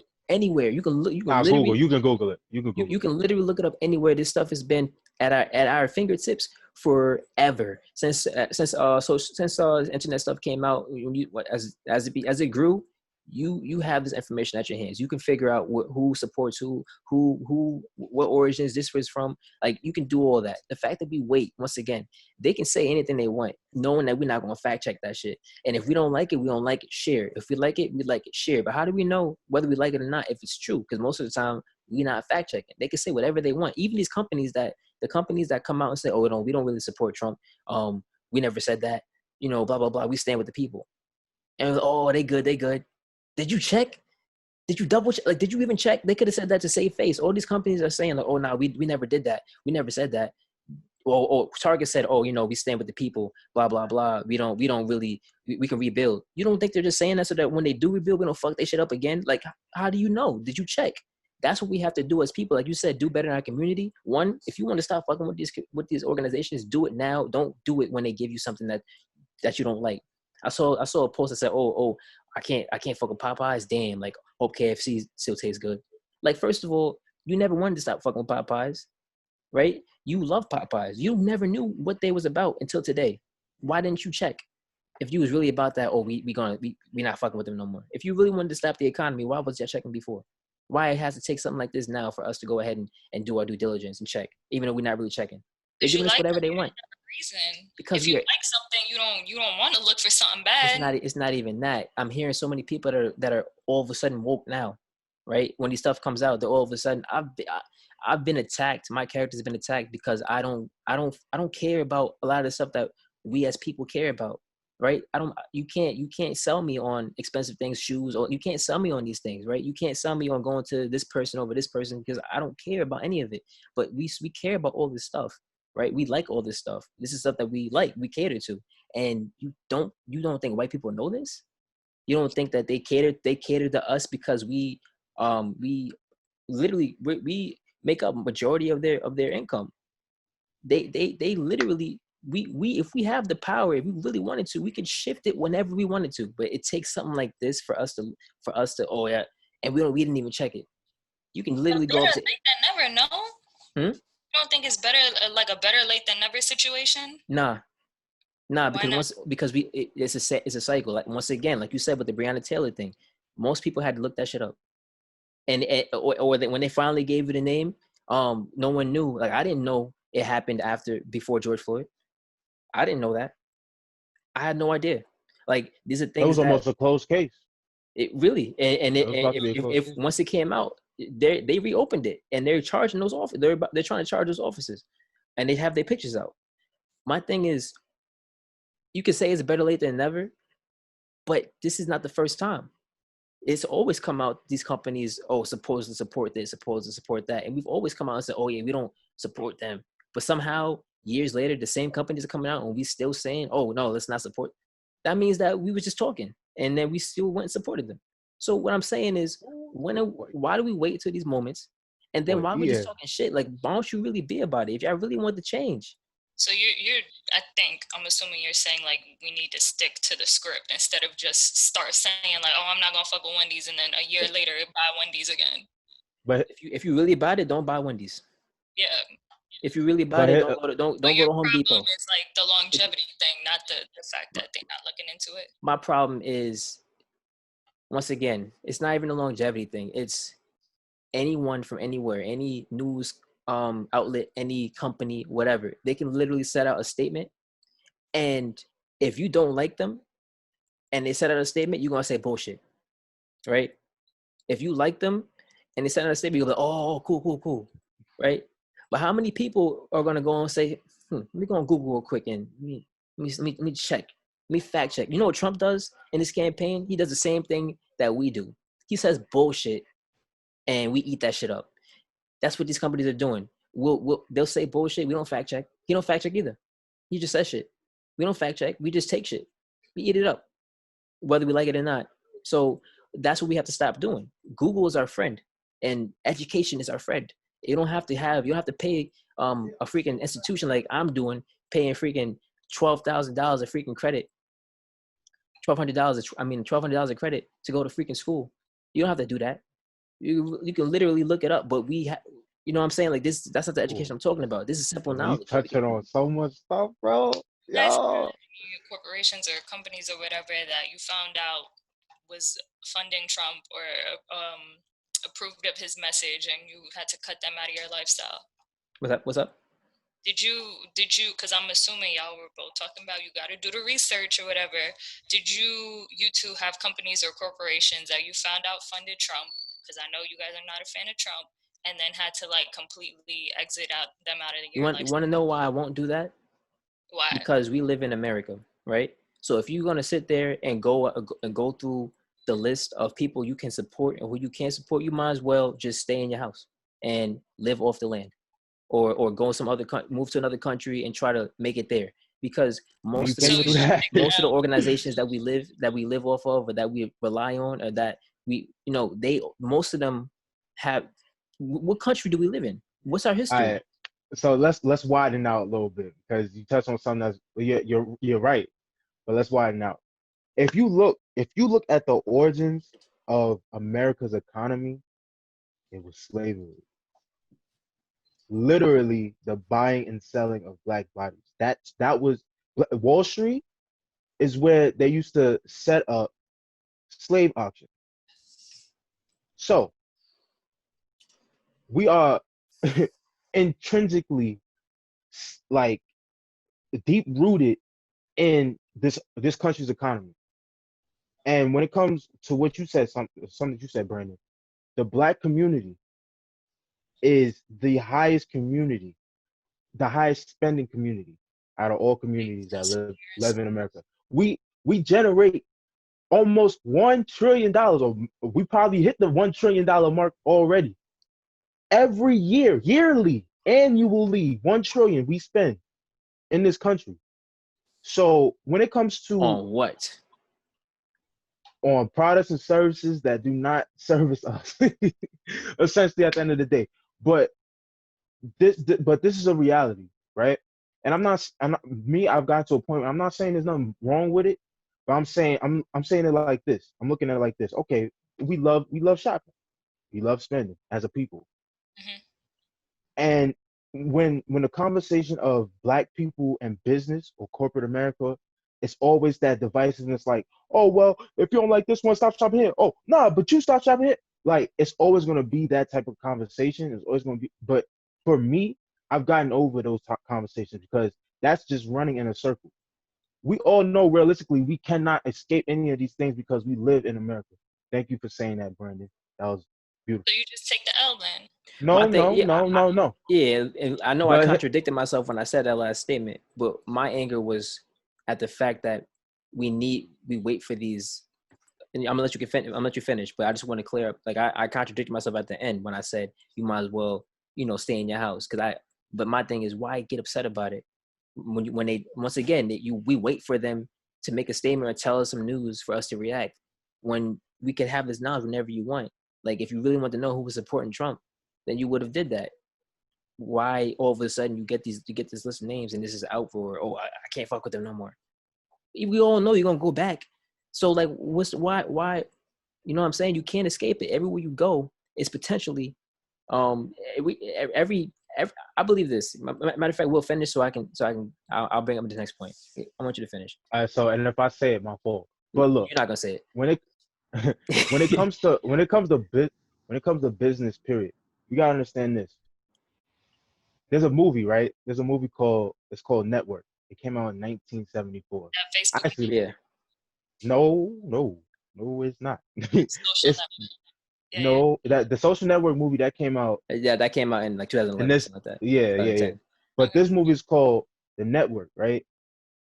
Yo, son, 1974, and basically there's a scene in the movie that's so prolific, and it speaks to what we are going through right now as a world. The world is a college of corporations. This is the line in the movie. The world is a college of corporations. We no longer live in a world of countries and nations. The reason why I say that is because business supersedes human life, not just black life. That's everywhere. The system set up on top of the business don't regard black life. But we talking about human life? It don't matter if you white, black, yellow, green, blue, red. You like when it comes to business, if you try to mess up the business, if you try to disrupt the wave, you're done. Up punishable to death. You're done. So let's just get that out. Let's just get that out of the way. So the reason why I say that is Explain that real because quick. Explain your punishable to what? death theory. Because if you are a disruptor, and if you could be very smart, you could be highly intelligent, you could be spitting real facts, you could gain a following. But if you can talk, but the moment that you mess up business, as usual, oh yeah, now we gotta get him out of here. You done. And you don't think these protests and Corona is messing up business or making it worse? See, that's another So are you, conspiracy. That's another conspiracy. Well, what's the That point? out. Oh my God. what's What's the up? point of starting it if it's messing All up right, the so No, I so don't now care I if was it's messing I up was the just economy. I'm just responding. asking him a question. I was just Now, conspiracy theories, from what I understood, and maybe I'm wrong because I'm not a conspiracy theorist, but from what I'm understanding, y'all saying these pieces were put into place for certain reasons, but at the end of the day, according to what Will just said, that's not bigger than the economy, but it's fucking up the economy. no So no no no no no. please. No. I'm responding to the back and forth y'all got into about business generally. Like this doesn't have anything to do with coronavirus. This is just the way our human societies have structured life, plain and simple, right? And then I'm gonna bring in the what black people have their role in it. So nothing supersedes business. Because at the end of the day, the world is a college of corporations, right? And if you try to disrupt that, if you try to mess that up, if you try to be for the people, all that, you're done. They're gonna clip you. It's happened. It's happened to every single person imaginable. It's happened in history and time throughout time. So when it comes to black people and their relationship with business, especially in this country, I don't want you to get mad. I want you to take notes. Take notes because the only thing there's no emotion in business, and that's the one thing that black people struggle with. There's no emotion in business because, Period. or if I'll tell you this much, there would be emotion in business if you had some black businesses that are as powerful as some of these businesses going around. That's the fact. That goes what I was saying, bro. That goes what I was saying, and That's you're why there's right. no emotion But in business. but but as far as business is concerned, period, across the board, if you talk to any business corporation or any side of the globe, there's no emotion in business. That's rule number one of business. It's not an emotional uh uh exchange. This is just business. This is intellect, meaning intellect.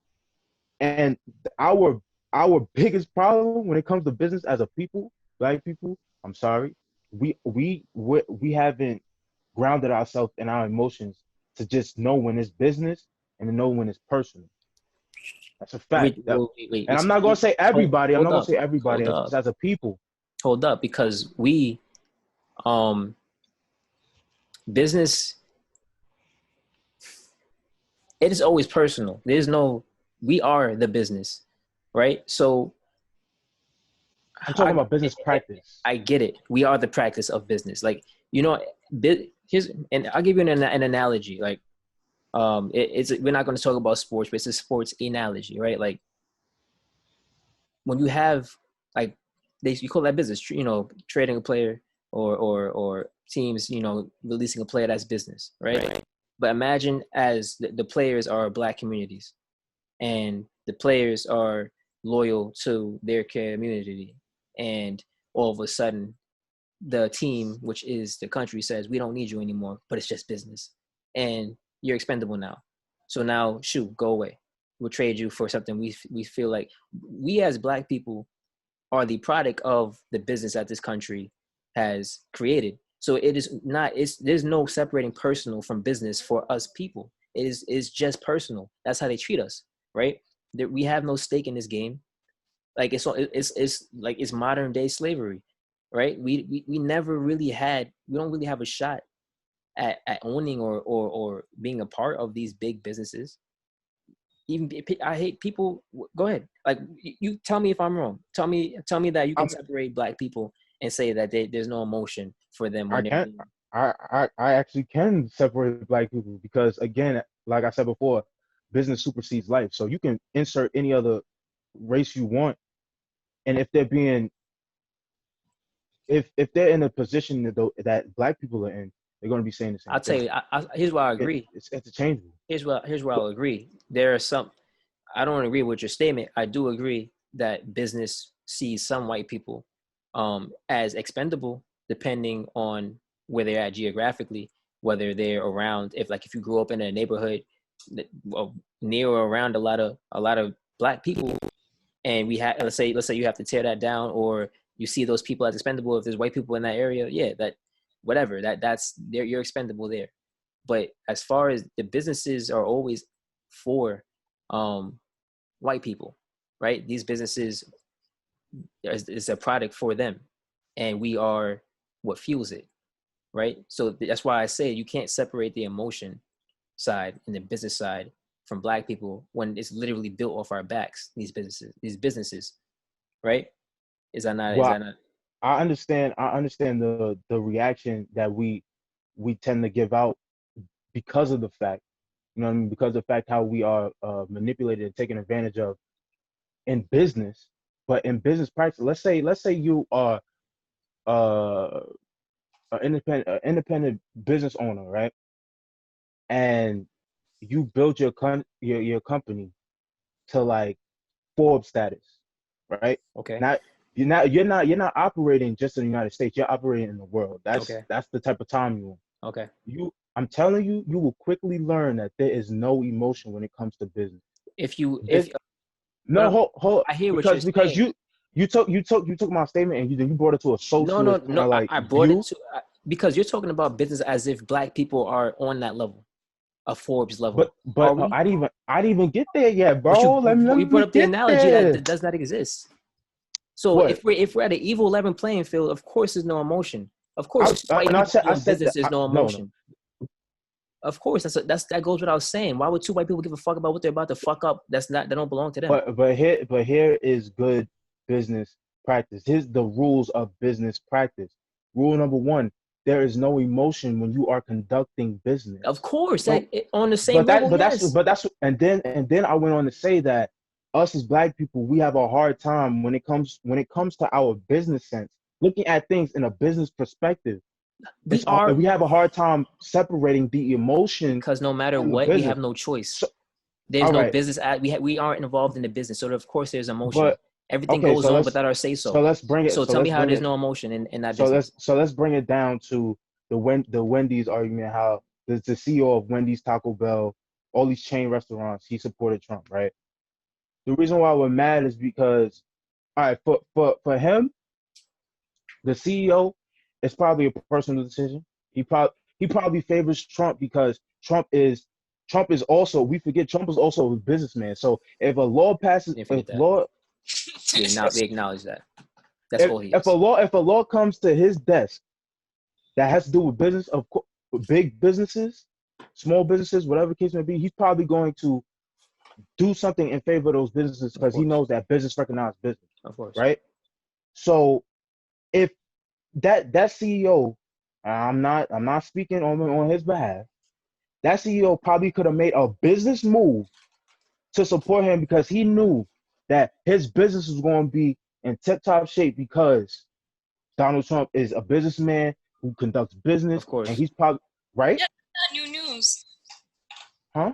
That's not like, oh my God, you So cried. tell me, Okay, but us, we look at that, and I'm not talking about us, but us as our people, we look at that and be like, oh nah, they canceled, da da da da da da.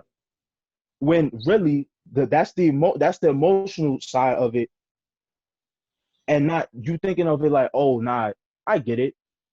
Donald Trump is a businessman. Of course, this businessman is going to support this businessman because this no, businessman is going to have this businessman's back. no. That's how I see it. That's how I My see it thing because is, I know it's how you see it because you want to think like that. I get it, but no, think but about the.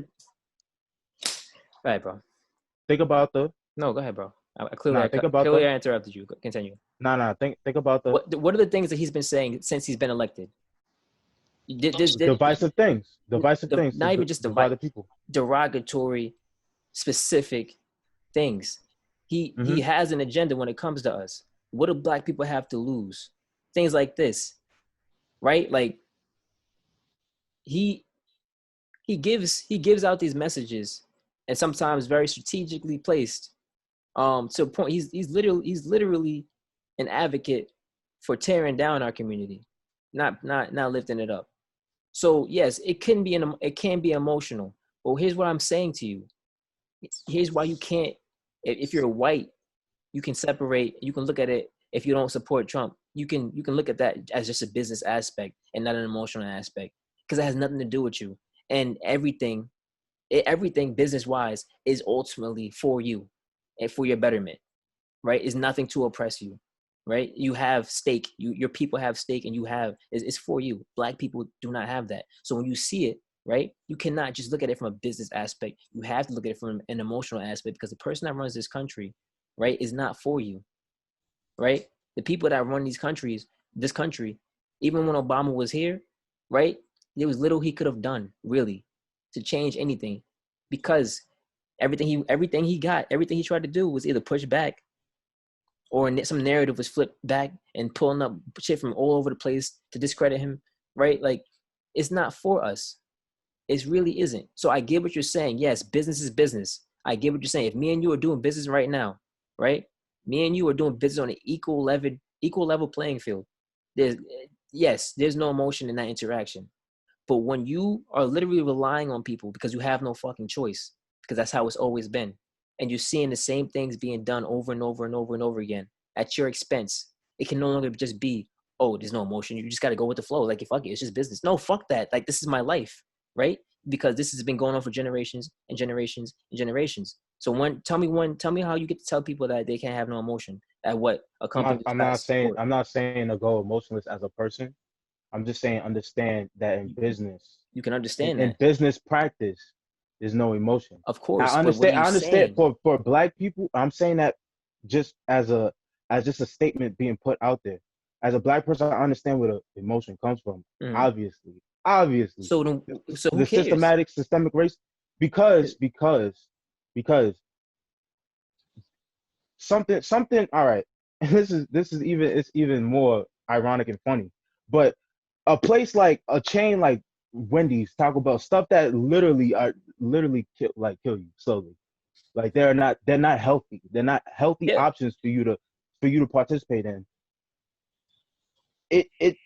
It's literally like for black Once again, these are small. These businesses have little, um, like, little effect benefit for. on our lives. So we're talking about these businesses, but these are just examples because, of Yeah, course, I'm not talking about this. Wendy's is not oppressing me, but yeah. yes, But I get what you're saying as far as that on that aspect of the business level. I get what you're saying. If you think about it from that level, can you understand why? But that's assuming that that's the only stake they have in it. That's assuming that they're only doing right, it because they're looking out for themselves. right. Because I'm talk I guarantee you, right? Let's right. say, what if it was Barack Obama that was the president, Mm. and or he's running for president, and it was another Republican candidate. You think these businesses would be supporting Barack Obama, or would they support? Because this has been the case. It's always been the case. When he was in office, not everyone was supporting him. They were supporting other people's campaigns. When Trump was running for president, people were supporting him. A lot of these companies were funding his It's gonna be campaign. bad when he has to repeat it. Oh, there you go. You froze Fuck, for a minute. I don't know. I don't know how long that was, but Yeah, I don't know either. It's when been a minute. when Trump when Trump was running for president, and you had uh Hillary, or even when what's his name was Barack Obama was in office, and not everyone was supporting him, and when a lot of these companies were still supporting Trump's campaign before he was president. So that goes beyond that. That's beyond looking out for yourself. That's something else. You agree with a certain message he's pushing out. Make America great again, right? For who? Because America was never great in my eyes. So exactly, this is what I'm saying. You can say it's not about emotion, but once again, that goes more so if you're on an equal level, or if it benefits you. You can't be you can't. That's like being somebody who works for a business. This goes back to what Sarah was saying. That's like being at a business that you work for, that you did your due diligence, and that you looked up and everything. Can you hear me? Yeah, now. Yeah, And yeah. so it's like being in a business, like back to what Sarah was saying. Let's say you did your due diligence, you looked up everything, you supported the company, everything was good, they supported what you supported, and now you're working in that business. And then now this business goes on and they change their whole fucking viewpoint while you're already like years in, right? And now you're relying on this business because that's your only source of income, right? And they change, and now they're supporting something you can't rock with, and now you're supposed to just be like, oh, it's okay, it's a business.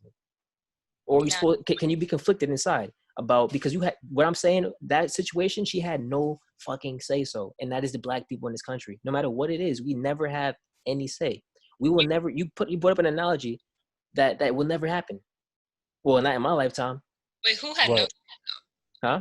Who You had? had no. In my analogy with that, like let's say a business you or company you worked for, right? Where you agree with their views and they just switch up because they made a business move that had nothing to do with emotion for them. You're conflicted. But of course, you're gonna have some type of emotion because you were not on their level. You had no say so. Not in So the company changing. It's a hard decision, exactly, but it's one to make. it is one to make. But are you just gonna? Can I just expect you to just go with it? Like you're gonna, maybe you'll change, I but get it. it's I gonna get. affect you. And if you change, it's because you have no choice. So what you're saying is we got to get over it No. because we have no Be- choice. because one thing I don't want you to think is that I don't believe that business practices don't affect human life, and more specifically black life. Like, I know this, but No, I in know the you world said of it affects all life. I know you know this. yeah, so but in the world of business though, like I think you just. like so because no, because this is very critical All right, I to don't need. to We don't to need. the fact I that I'm get it. making. I get your point. Like I'm not. And I'm I not. understand. I I understand. understand business, so I don't. I get your point, right? So And I also understand the social ramifications of what businesses do. okay. Of their cause and effect reality for people. I understand what that does, but I'm just saying, as far as the example of Wendy supporting Donald Trump, it could be a personal decision, it could be a business move, but at the end of the day, I know that if I'm a business, right?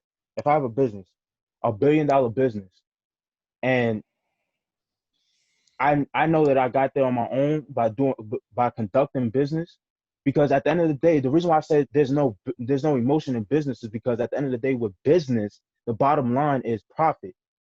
Period. I want to simplify something just to get my point out after this because we're going in a circle. Answer me this question: based off what you're saying, if let's say you ate at Wendy's, would you still eat at Wendy's after hearing this knowledge? Based off what you're saying. Me, I already I have. No. After hearing the knowledge, If like I said, I would if you ate at personally stop. Wendy's, Yes, you would stop. You would I would stop eating at personally Wendy's. stop. Yes. Why? Huh? No, Why? I would stop too. But why? Will, based off your argument, why would you stop? Because on a personal level, it does not benefit me. No. It doesn't benefit me. The food That don't ass. benefit you. The food The don't benefit you. food, Okay, the but hold food. on. At this point, the food and the what the company stands for, it doesn't benefit me Okay, personally, what the right? company does, what the company stands for doesn't benefit you. But Right. you're talking about, you're also using Will as in the Will who's healthy, the Will who takes care of his body. I'm asking you as a normal person, right? A person who don't give a fuck, right? And they're eating at Wendy's because it's easy and convenient, and they find this out. Are you still eating at Wendy's after you find this out, based off your whole argument we just had for the last 10 minutes? Probably yes, but that's but you would, and I'm not condemning you. I'm just trying to get my point out. Not me, but the average person would. So you wouldn't because it don't so you as a person wouldn't because it don't benefit you and you don't follow what they stand for. Because the company has taken a stance in where they and aligning themselves with somebody who is detrimental to me. I get it, but that's an emotional decision. So that's a strategic decision. For you, that's an emotional decision. Based on fact. That's based on facts, so that's not emotional. If you stop because they are supporting someone you don't agree with, that's emotional. It riles something up in you because it's against what you're believing. Yeah, but if I'm given substantial amount of evidence and fact that I know a person, if I know a person is not working in alignment to help me or to benefit me or to protect me or whatever the case may be, and I find out that this person is now in alignment with the person that's to my detriment, of course I'm not going to support them, but it's not going to be from an emotional point. It's going to be from a strategic point. I get what you're saying, Will, but there's no strategic point that you're making right now because there's nothing that benefits you, whether you support them or not. You ain't getting no money. You ain't getting no real estate. You ain't getting no property. You just either you're going to eat a burger or you're not. There's no strategy in that. You go, you eat the burger or you don't. So what I'm saying is if you decide, oh, this company is supporting someone, it don't got to be, oh, I'll never eat out. You could just say, oh, no, okay, I don't eat there no more. It don't got to be off the rails emotion, but you made a decision based off of your beliefs. That's emotion. So what I'm saying is, even if you did, would you condemn someone or get on someone for continuing, or like, could you get mad at them? No. What I'm saying is based off what we just said, that whole entire argument based off you doing the business shit. And you literally just said you wouldn't based off of you don't believe and that's all I'm trying to say. Right. People make the decision off of emotion. I get that. Yeah. You jumped into the social bag. Yeah. Huh? I get it 100%. You jumped into the social bag. Like how it affects the person on a social level. And I understand it don't affect us on a business level. So why would we think about it on a business level? I don't give a fuck about why they chose. It don't affect me. If I don't have no stocks in this company, if I don't got no ownership in this company, if their money not coming to me, if I'm not seeing nothing from this company, there's no business and no strategy involved. That means that it don't affect me at all other than am I going to put a burger in my mouth, pause, or not? I feel you, but I really like because we've been arguing in a circle. I really didn't even get to the second half of what I was going to say. We didn't need to because we were going in a circle. No, nah. I couldn't even get my other point off. My next point off. So get your point off, and I want to move on because I already got my point. All right, but so in business practice, there's no emotion in business. So what that means is that profit is the bottom line for every business. It doesn't matter if you're a small business, corporate, whatever, global, whatever, right? So when it comes to the Black community and the power that we have to take our dollar and put it into a Black-owned business or a business that you think that would be aligned with your core value, with your emotion, with all that, if you can go to the fact of, oh, we spend $1 trillion annually just in business, if you could take that energy and reroute it to supporting businesses that have you in their best interest, right? That can set up a situation or a culture where they are supporting you and your interests because you support them with your dollar, right? Because that's essentially what white businesses do with white people. Like they cater to them because they and it's twisted because we support just as much as white people support, but and more, sorry, because we spend more annually. But even with that, even in that fact, when we support businesses that don't have our best interests at heart, they don't even cater to us still. They cater to white people, right? So white people benefit off of it regardless. So what I'm saying is me personally, I don't see that as I don't get emotional when I think about that. I don't get I'll be like, oh, bit logical me like, okay, so if I know that there's a black business, boom. If we would take that same energy of emotion and reroute it to having putting our minds in a business sense mind, because business at the end of the day is profit. If you can funnel your money into a business that has that recognizes your support and has your best interests at heart, their profit, you gain something because they have your best interests at heart. They cater to you. So then back to my point. Facts. You once again, if that's what it takes for you to then strategically stop giving them your dollar and give it to a black business, that you really care. Mm-hmm. Why are we waiting for that? Strategic or not, you can. So I slightly understand what you're saying, based off of now you're going to give your dollar somewhere else. You're going to bring your money somewhere else. That can be a strategic move. That could be a business move. But as far as what you were saying before, you were confusing me because there's no business when it comes to us. Of course it's gonna be an emotional. We like once again, if there's business, that means that we are creating it or we are influencing it, right? But we aren't getting anything back. So if you want to support a black business, right, and then that raises the real estate value of your area, or that raises the worth of your area, and then they start building shit for you and not white people, then that is what you get out of it. That's business. But if we're talking about these other businesses, like we're talking about, like the Wendy's was the example, right? That's not business, right? That for us, like there's nothing, whether we support it or not, that we get out of this. So that's what I was saying when you brought up their examples about business mindset and these larger companies. Like it doesn't matter. There is no business when it comes to us. Everything is either supported. Fuck, it happened again, didn't it? Nah, you good now. Oh, It's for a You second good, you though. good. Everything is either you support it or you don't. The only thing we have influence over is where we put our money, not who Yeah, takes. Like, but that that that steers the trajectory of if a business survives or not. Like, unfortunately, we're in a situation where a lot of us don't understand the concepts of how powerful and how influential they are. But because I know people will continue to support Wendy's and all these other fast food chains. Like, it's gonna be whatever. It's like whatever, and I understand why it's be whatever, because the people are not like showing that they're serious about, oh, okay, this how you roll it, this how we roll it. And it could be from both an emotional and a strategic standpoint. Because at that point, if you say, oh, that business is rocking like that, okay, because this business is rocking like that, and I know that this person, because you breaking it down in your head like that, you are now moving strategically. You're moving with logic, with information, and now your next move is based off of that information, that logic, and how you put it together, right?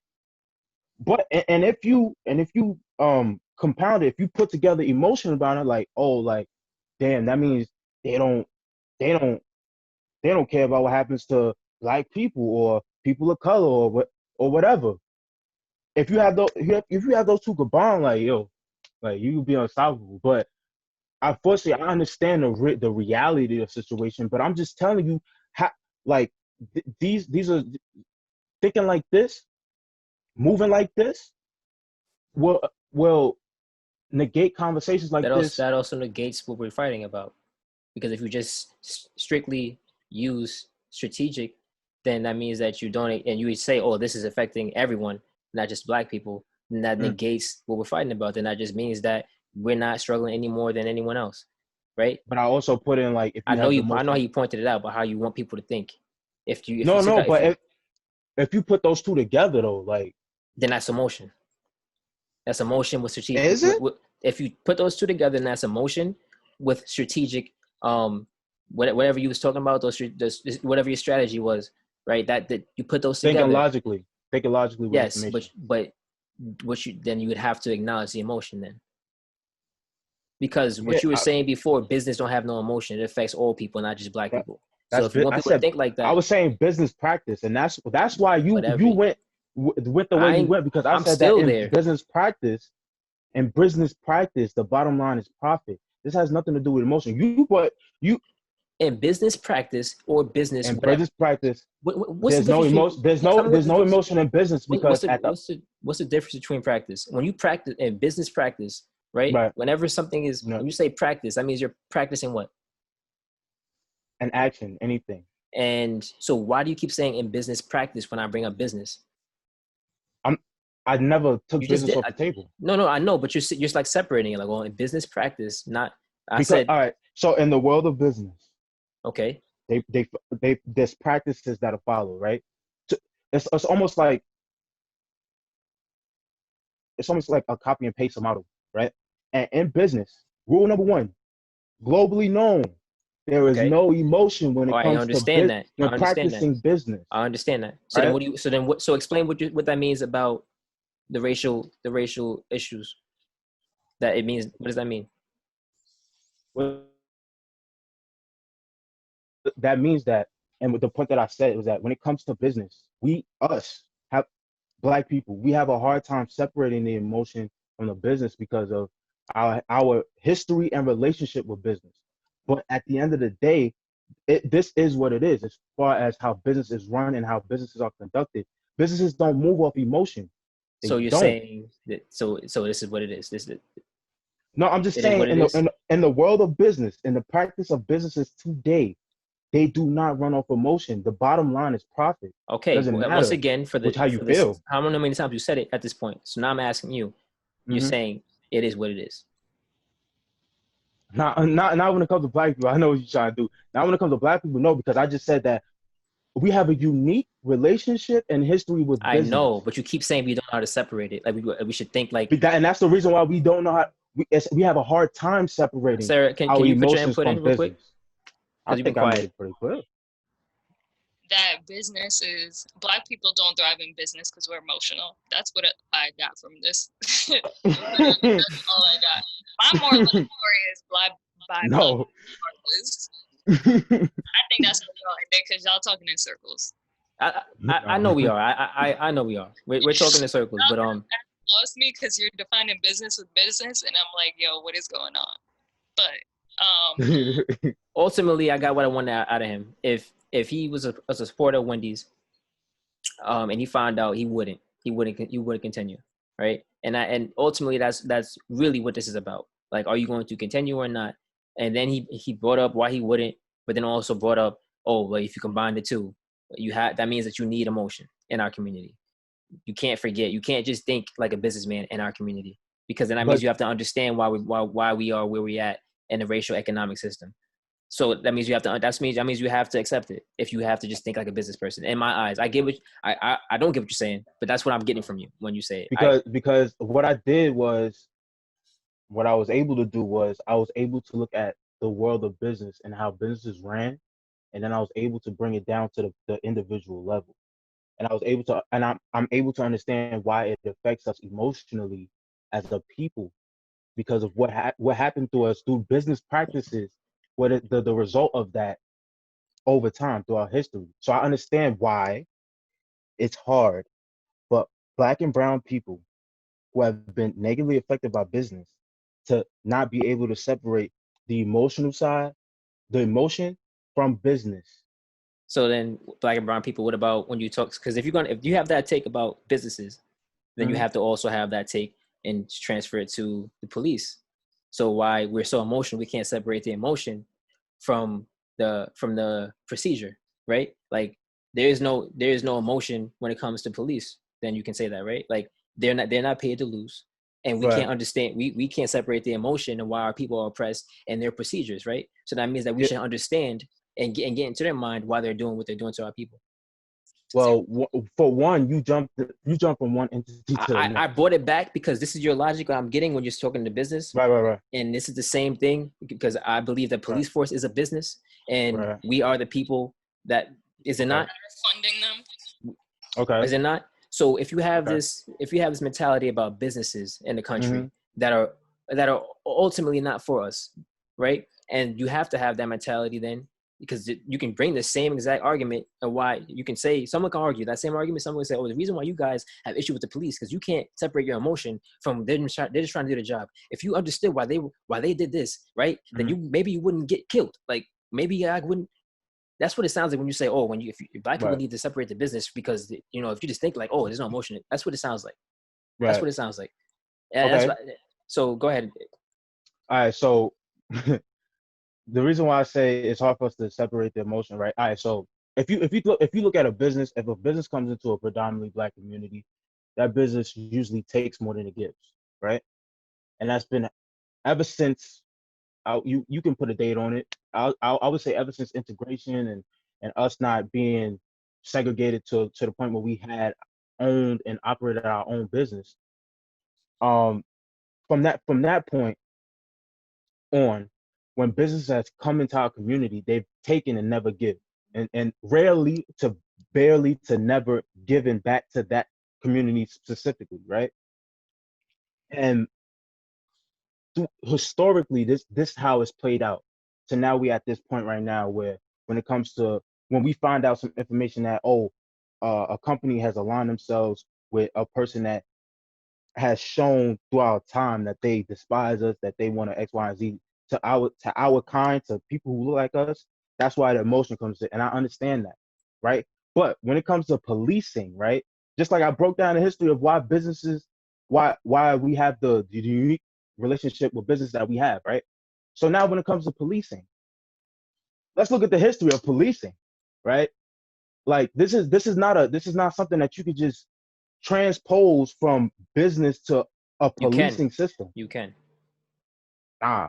It's all the same thing. Because one business being a police officer is a public service, right? And and in our governmental Supposed to be. system, right?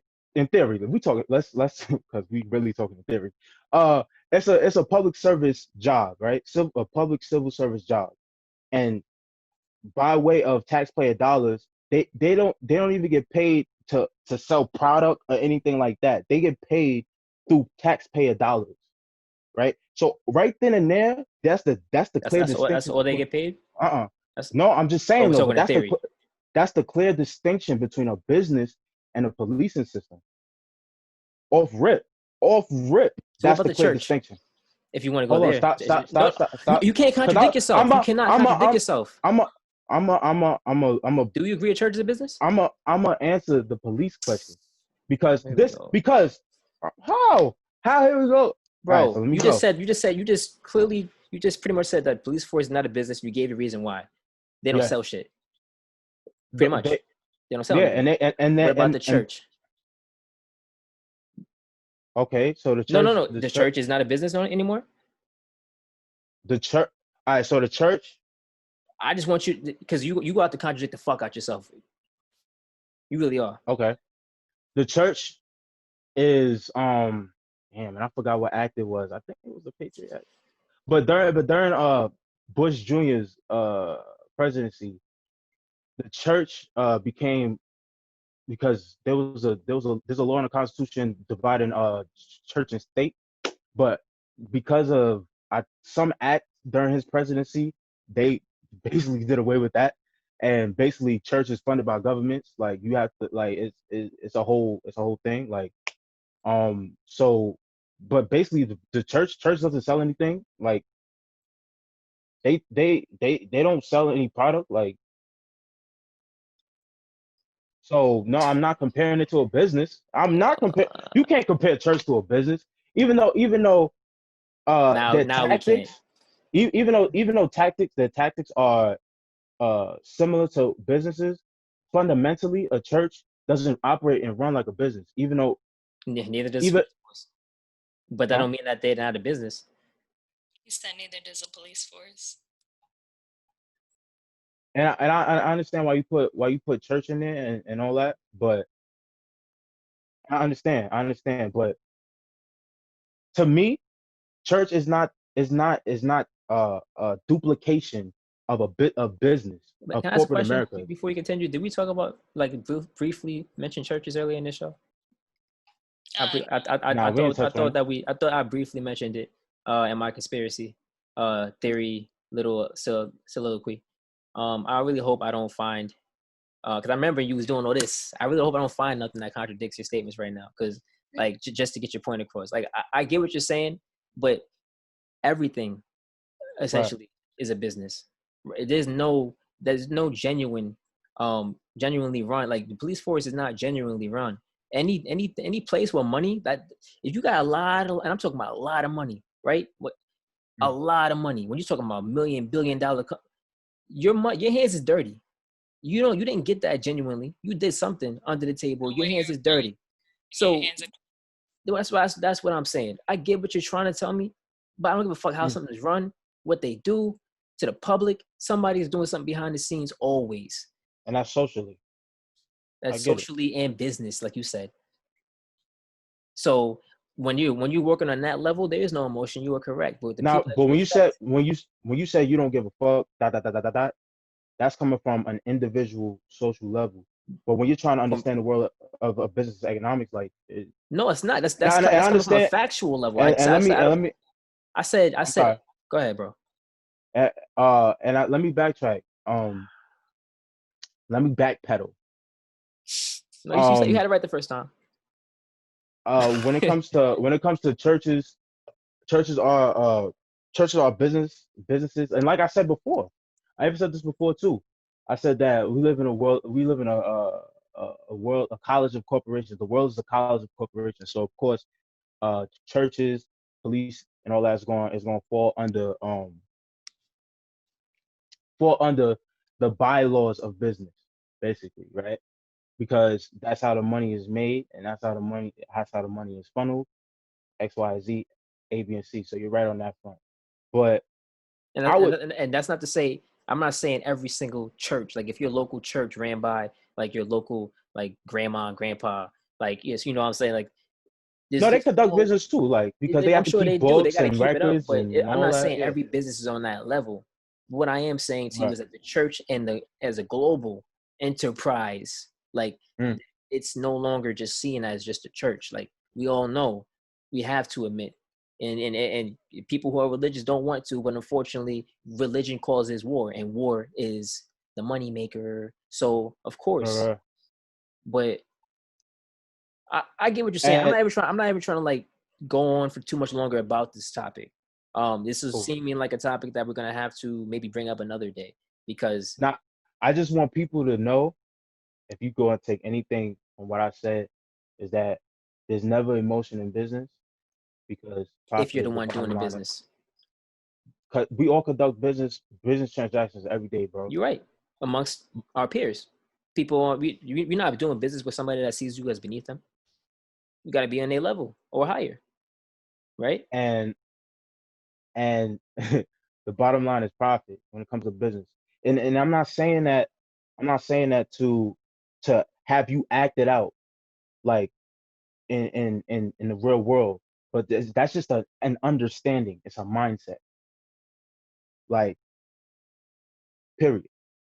That's why I kept saying what I kept saying. Is because I didn't say it because, oh, damn, y'all should feel like this. Y'all should. It's an understanding. If you can understand that, then the conversations that we have moving forward, dealing with businesses that align themselves with people who don't have black and brown people's best interests at heart, then that's the conversation that we have. But I, if you have that general understanding of the business of how businesses ran, then a okay, but you're you're not gonna be no a because you're okay not as far as understanding. You're understanding. not understanding. What you're not understanding is that you're not telling nobody nothing. Everybody understands business. You know what it is? You know what it really is? Everyone understands what they need to do, what they have to do. Everybody Right. understands that what business is and how usually it don't really care about your emotions. You know what the issue is? Everyone understands until they're going through it, and that's when their emotion kicks in. You can't that's just a fact. No, everyone can Okay. sit here and say something when they're not going through something like this is what it is. That's true. Like there's no emotion. I guarantee you right now, if someone came to your house and was like, "Yo, like you got to go." Like it's not personal, it's business. You got to go though. You got to find somewhere to go. You just gonna walk the fuck out your house? Oh, we'll give you a little bit of money, but you got to go. No, you gonna fight for. It's not you going through some shit. That's business to them, but to you, it's not. It's emotional. You gonna sit there and Mm. say right now, oh no, I'm looking like yeah, damn, like strategically, if I go here, I might be able to find. No, you're gonna be tight. Your mom ain't giving that shit up.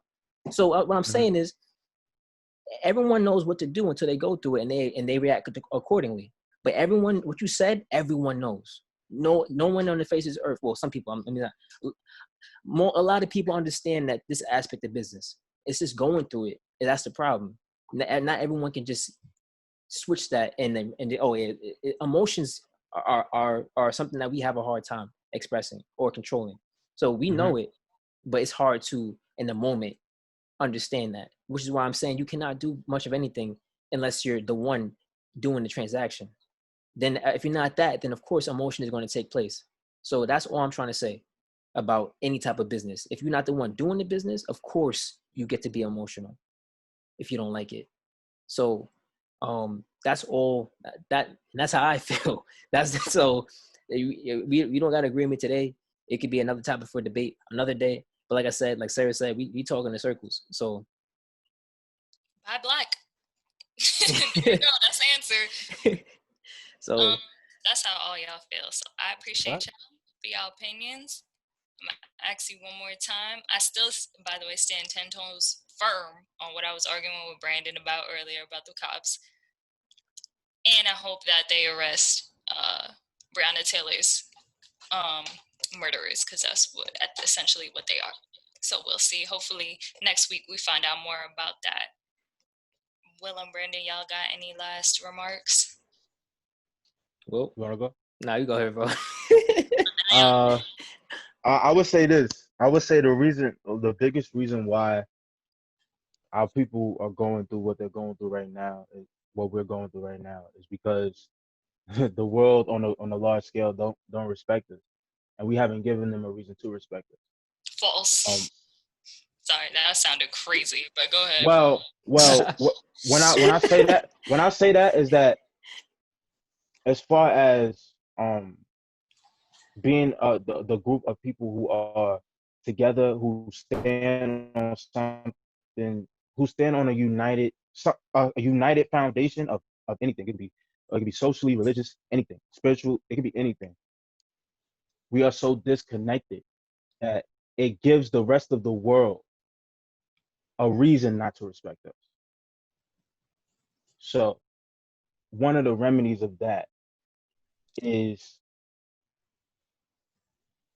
placing ourselves in the race or in a place where our money our money talk our money talk our money can talk for us, our business can talk for us, and a, a, a lot of us are unfortunately are, and this is no shot, so don't think this is going to you.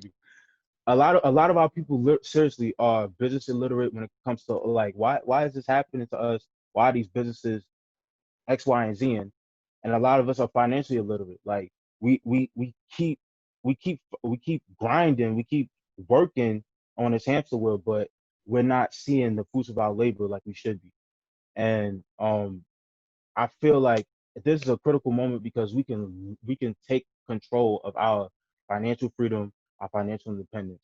But we just gotta start. We gotta start with the basis of, yo, this is business. This is how businesses ran. This is how businesses successful like this. Um, we could talk socially. We could talk about how we need to fix the internal struggle. But another uh form of getting out of this situation is through the economic empowerment, financial empowerment, financial literacy, all these keywords, all these buzzwords that people be throwing out there, but it's actually really true. Like, because I'm telling you, if we were a group of people who had were financially successful as a group as a whole, like we knew the black business we go to. There's still white businesses, but we knew the black businesses that were thriving just as good as the white companies and all that. If we were in that position, a lot of the situations that we go through, i.e., police brutality, i.e., uh, uh, social injustice, racial injustice, all of that, it would be significantly lower. And because at the foundation of all this, finance is in there. Like how you feel and how you act, the laws that you create and all that are behind how you feel is one thing, but all of that is funded through money. So finance, money, economics, business is always at the underbelly of all of these things in motion. And because we don't have any control, because we can't, because we haven't, we because in certain situations where we've been by force, it's been taken from us, or we just couldn't start it up and keep and maintain it. We in the situations that we are in, and they continue cyclically. So to get out of that, it's gotta we gotta be serious. We gotta start being serious about certain things that, like Brandon said, yo, we know. You ain't gotta say that. We know. We know. Brandon, any last remarks? I mean, it, it all comes back to just once again, um, being aware. I'm not going to say, I know he retracted on the statement, but I'm not going to say we don't give. I'll take it. I'll take his statement and I'll reform it and I'll put it into my own. We don't we don't hold our own accountable. So when I say that, I mean there are people in our community that um are fools and act out, and we don't hold them accountable enough because ultimately, it's like when your kid goes outside, it's a reflection of you.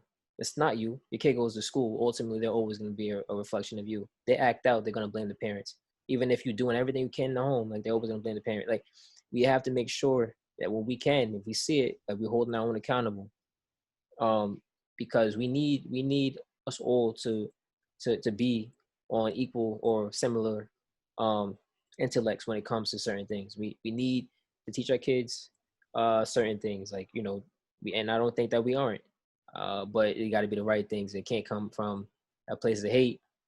Um, Will is correct in a way where yes, everyone needs to have some type of understanding, right? Like, but I don't need to understand everything. I just need to understand. Like, if you some like we had Brian on here.